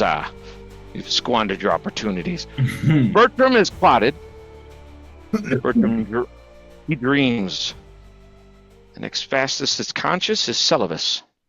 Okay, Sylvis is going to pull his second potion out of his pouch and move towards where Bertram's down body is. All right, he's close enough that I'll say you could get over to him and dump the potion down his throat. Okay, cool. Then I will do that. If I've got enough movement for that, then I will do so. So, Bertram, you get back 5. Brings me to 0. I'm still unconscious. Still unconscious. Yeah, thank you. And it's them. That be fun. It didn't work. Those guys are still stuck. The hound and the dude on the hound on you, Venric. No, the other guy on you. Good lord, no. That guy here is going to spot you and he's going to swing on you. Nope, I hit a 6. Meanwhile, the 3 archers now, however, cannot shoot you. They should have shot first, but I didn't do it. So that is my bad. And then Elwyn, give me a Constitution save. Oh, 17. All right, you are no longer bleeding, so you're out of the danger zone. You're on the highway to the danger zone. Well, that's a good place to be. It always is. I All like right. it. All right, here we go. Bertram, you already clotted. I don't want to do this. Oh. There we go. Okay. The dog snaps at... Nope. And then the other guy goes for... Nope. And then this guy goes for Celivis, 15. Ooh, I have a 16 with mage armor. Oh, made armor! As it All right, glows okay. and gleams for a moment as the sword just ricochets off of this materializing shield around Celivis. All 3 of these guys fail their saves and are still stuck in the flipping entangle. Celivis! Okay, Celivis is going to... Yeah, he's going to try to stab this guy. He's going to stand up and try to stab this guy that rushed him.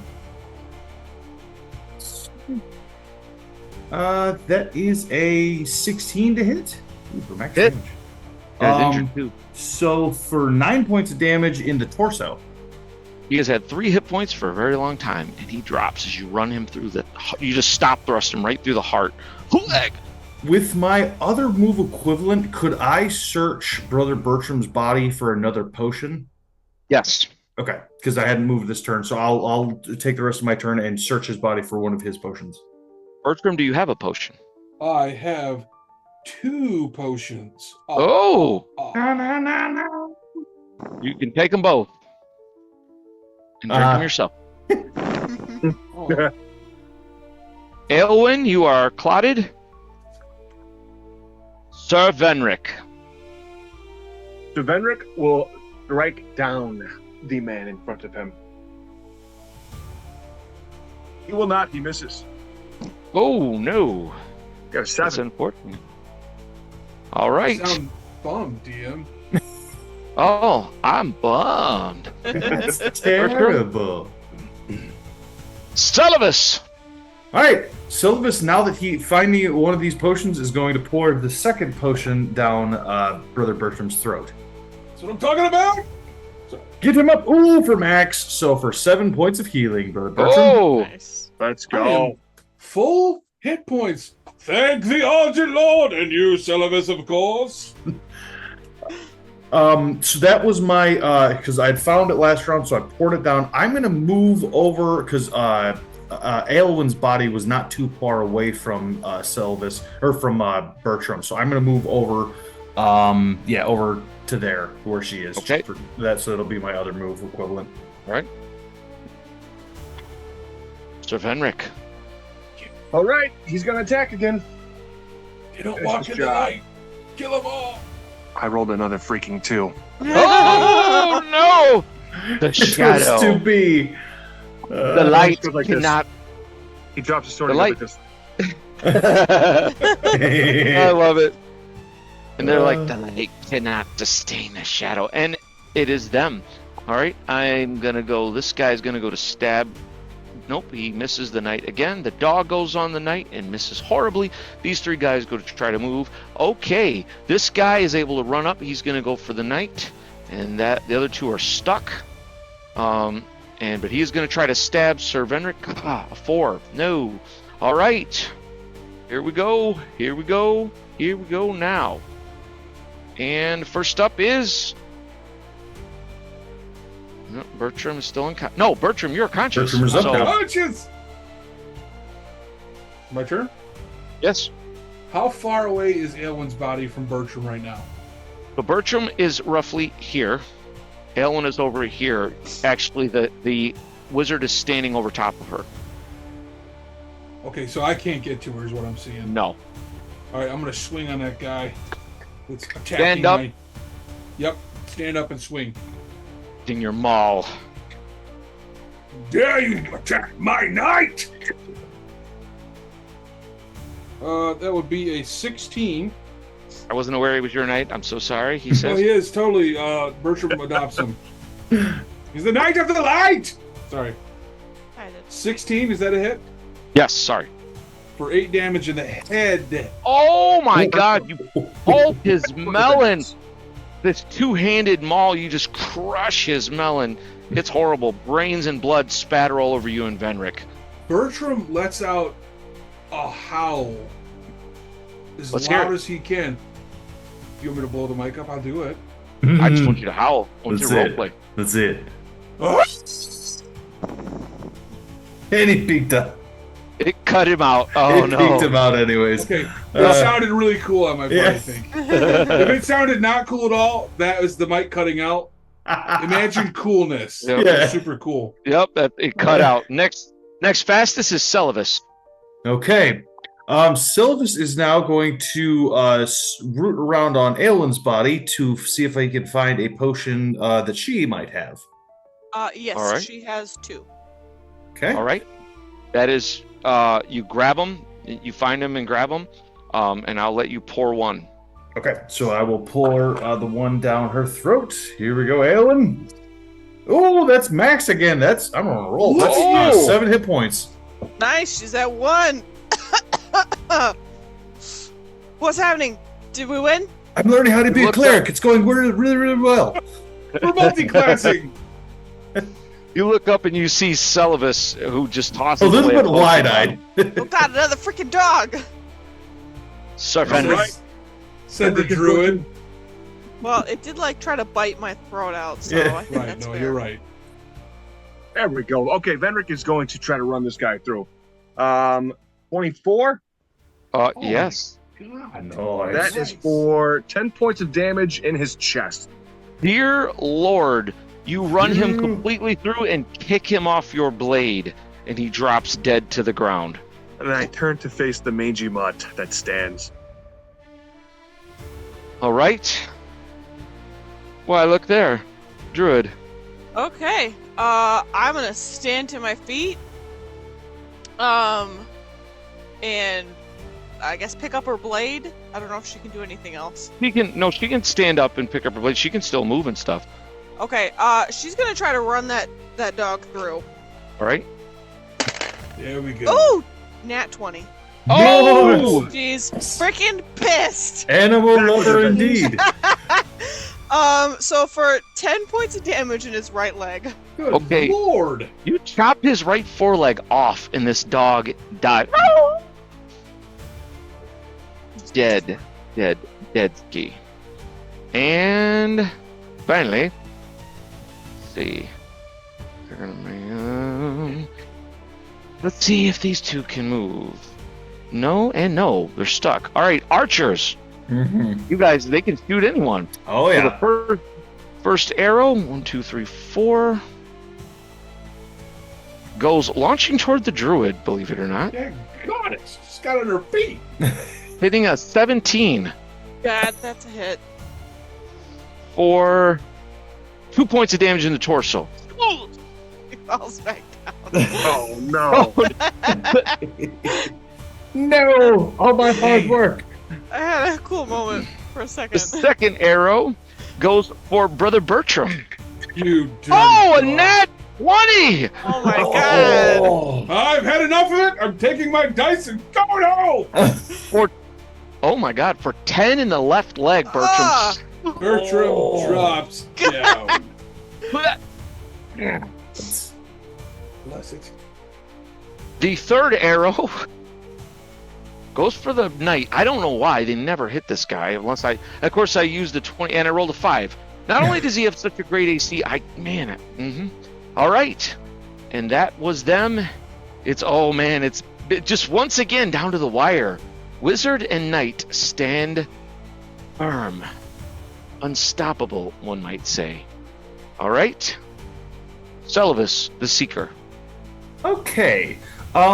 Is there room for Celovus to squeeze behind that cart that's there, like to kind of like move behind it and duck down? Well, I just wanted to be able to move that direction, and he's going to move up into the left behind that house there, but he wants to stay around the outside of the entanglement. I just wanted to know if I'd be able to kind of move through squeeze there. Okay. Yep. So I'm going to move and then kind of move up and around, but staying outside of the entanglement zone. Okay. Yep. You're just outside of it. I just don't want to get shot again. I don't blame you. Those archers, man, they're ruining you guys' day. That's for sure. Me too. Wanna give me a Constitution save there? Nope, that's a 3. It was a hit point. How about you, Bertram? I don't want to do it, Brad. I really don't want to do it. Oh, dude. Not that this really matters at all. I'm kind of pissed, but I got a nat 20. Thanks a lot. Bert's thick northern blood just keeps clotting. Yeah. Son of a bing bong! Oh, dude. Okay, Venric is going to run right up on the entangled footman there. Give me a saving throw versus spells. Oh, crap. I didn't realize it worked against us. No. Okay, you get about 5 feet in, and you get, actually about 10 because it's half movement, and you get stuck. He looks at the unconscious druid like, you're supposed to let me through. What kind of cursed magic is this? Talk to your leaves. All right, these two are going to try to move. No. Good God, man. Those two have just sat there the whole fight. Meanwhile, the archers, they're all going to shoot Venric. Makes sense. 16?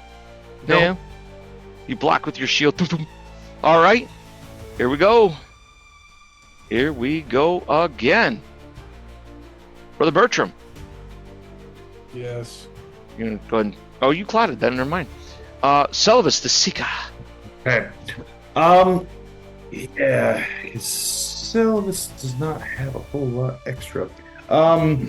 Right now, I think all he is going to do is to skirt that house, basically skirt the house that he is on. He's gonna basically move into the entangled zone.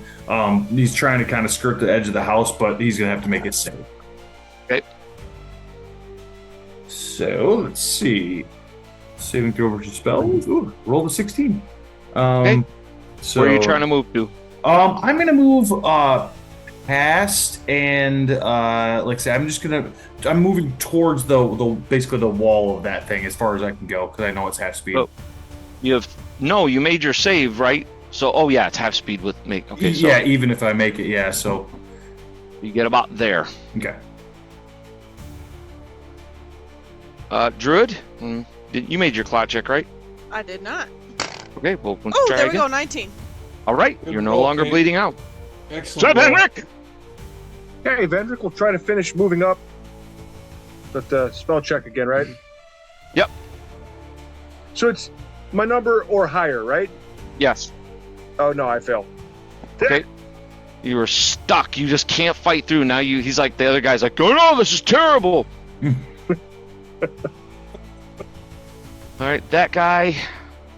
Oh, he makes it. He's gonna move up to Venric and try to chop into him. Nope, he rolled a 4. The doggy, he makes it. Believe it or not, he's gonna move up on Venric. How fortuitous. Yep. And now you two will both die. Thank you for coming to me. Ben, give me a stealth check since you're hugging the walls of that. I know it's not a class skill or anything, but so it'd be a dexterity check essentially. No, I got a 5. Yeah, but I rolled a 2. Oh, So that works. they're just focused on this knight. They're getting ready to shoot. Well, like, he's impenetrable. Yeah, It's true. He's super shiny. They're like that's what I needed to see is if it's not like you're that great at stealth, it's just essentially you are making an effort to just kind of stay out of, eyesight. So it's not that you're even hidden, you're kind of keeping a low profile, and Venric is this tall, towering, unstoppable, shining knight. It's true. Like a diamond in the dark. Bertram, is this clotted? Just unconscious. Druid, clotted now as well. Celovus. Okay. Celovus is going to continue pushing forwards towards that wall. So he needs to make any other save, correct? Yep. Save versus spell. Nope. That time he was caught in it. Okay. Yep, you were caught in the spell. All right. The dog. Nope. And the guy. 19. Clang. Right off your armor. He almost hit you, but he hit you in the shoulder plate, and it just bounces off. The archer's still... go ahead, Celovus, and give me that stealth check. See if the archers roll any better. I got a 6 this time. Well, apparently because he didn't move, Celovus just hunkered down. So because he got a 14, he didn't. Right. They still have forgotten that he's just kind of out of their thought process. So Venric. Hey, Venric is gonna put this dog down, or attempt to. Ooh, that's a 24. The hit star. Nice. Okay, for 7 points of damage in his right leg. Lord, yep. And you kill the last hound. Nice. And this guy is freaking out. For all he knows, he's the last guy standing. He's going to have to make a morale check. And actually, so are the archers. On their turn, everybody now, they all have to make... They've already made one morale check, but they have to make another one at this point. All right, could this be the turn of the tide? Fastest conscious PC is Celovus. Okay. I will attempt to free myself from this entanglement. Let's see my save. Okay, so I got a 15. Oh, which is what I need. So, all right. I'm able to break free of the vines at this point. Ooh. Yep, I'm continuing moving the direction I was before. Yep, and you get to there, and you're out of the area of effect of entangle. Perfect. The Bertram is clotted and unconscious. Sir Venric. Venric is going to strike down this foe, the last remaining foe in front of him. 17. That's a hit. Nice. For 5 points of damage in his left arm. You chop into his arm, almost severing it, and he goes down screaming in pain. All right, I'm going to attempt to get free of these and actually move back to Bertram and Aylwin. All right, give me a saving throw versus spells. No, still stuck. All right. They have to make a morale check. And they fail. Give me a perception check, Celovus. Okay. That's an 18. You hear and then silence. Sounds like they went somewhere, Venric. It ran. Well, perhaps a trapdoor of some sort. I don't know. The cowards. And that is where we'll end it tonight. Just remember, guys, I've got 3 potions. So, one for Actually, Bertram. I'll go ahead and let you guys use whatever healing that you have. Go ahead and do that real quick. So if you want to get everybody that you can conscious. Yep, these are D6 plus 1, right? Yep, for healing potions. Are these potions or poultices? Potions. They should each still have one on each of them because I only used. Oh no, sorry, Brother Bertram. I used 2 of his on I have him, one left. and I only Three used poultices. one of Aelwyn's as well. So, All right, Bertram, you get 7 points back. Dude, I'm a conscious fella. Aelwyn, Hold on You a get- second. Bertram would stop you. Let me try something. I'll go over to Aelwyn and I'll grab my holy symbol. Argent Lord, grant me healing. And use my holy symbol of recall to recall ooh a yeah, spell. let's go. Aelwyn, you get 4 points of healing. Okay, I pop back up. nice. Venric will also take this moment to put a healing poultice on himself. Okay. Bertram will Now, do the just so you same. know, that takes minutes, not rounds. So you guys are going to spend the time then. Nah, you know what? Never mind, because we might be trying to get after these guys that are trying to run away. So in that case, I will use a healing potion. Not trying to change your mind. I just want to make sure you guys remember that the poultices take time Yeah. compared to potions. Potions are Yeah. instantaneous. Yep, for sure. All right, that'll put me back up to full. So you did poultice or you did not? No, potion.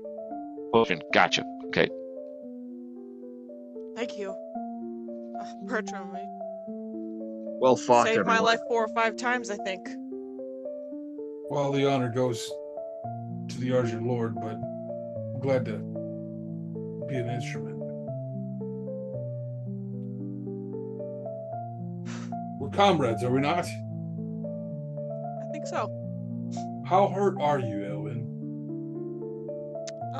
Barely hurt. Actually, you know what? I forgot.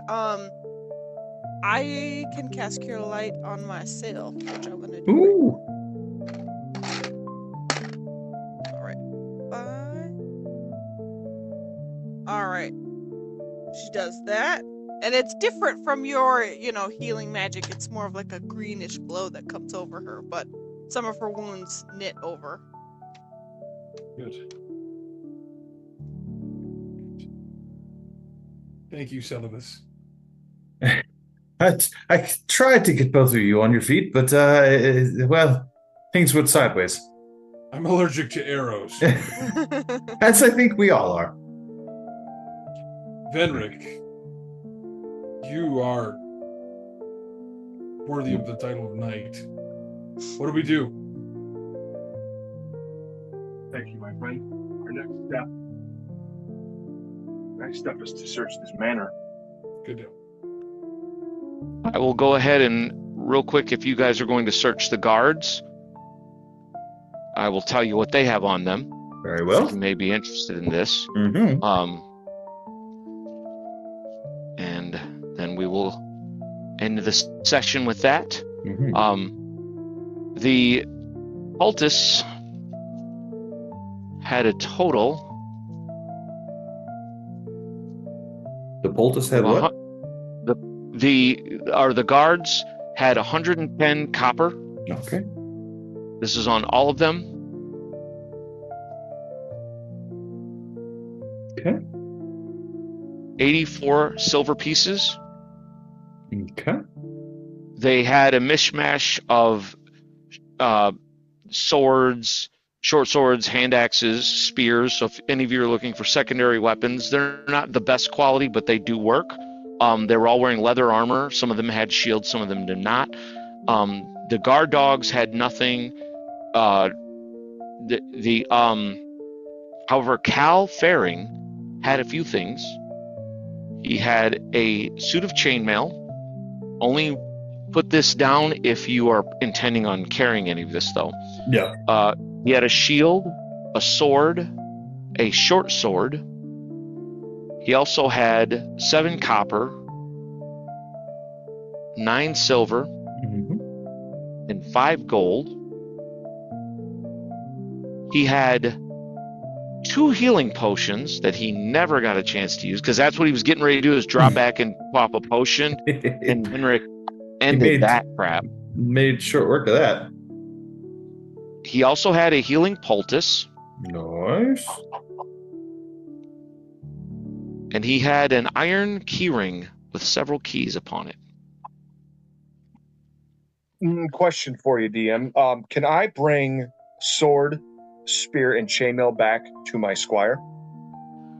You can, but your best bet, probably, if you're going to keep exploring this place, would be to set those things aside somewhere, and then, because there's no way for you to carry like a full suit of chainmail with you while you continue. But you could essentially take all that gear that you want and set it off to the side, like around by one of the corners of the houses or something like that, and come back for it. Yep. If nobody has any objections to that, that's exactly what I'll do. No, absolutely. So you take. Don't have like a plain dagger or anything? Yep, they're daggers, I'm spear. just gonna snatch one up as a secondary weapon. Okay. So Venric, you take sword, shield, and you also, I would let you know, you probably would want to grab the short sword, because that would be the better thing to start training him with before he graduates to a full sword. Okay. So then I'll just grab a short sword for now. And if you want to grab the full sword as well, you could grab all those, throw them in a bundle, and then easily enough carry them back. It's just while you're trying to move ahead, what I'll rule is that you could tie a belt around all of that, carry it back, sword, short sword, spear, chainmail, and shield as one big bundle, but you'd be carrying, and you wouldn't want to obviously be moving through hostile environments like that. So you could just set it all aside for now. Okay. Anything else? I don't believe so. Excellent. That is where we will end session 2. Well done, everyone. Good stuff, y'all. Yeah.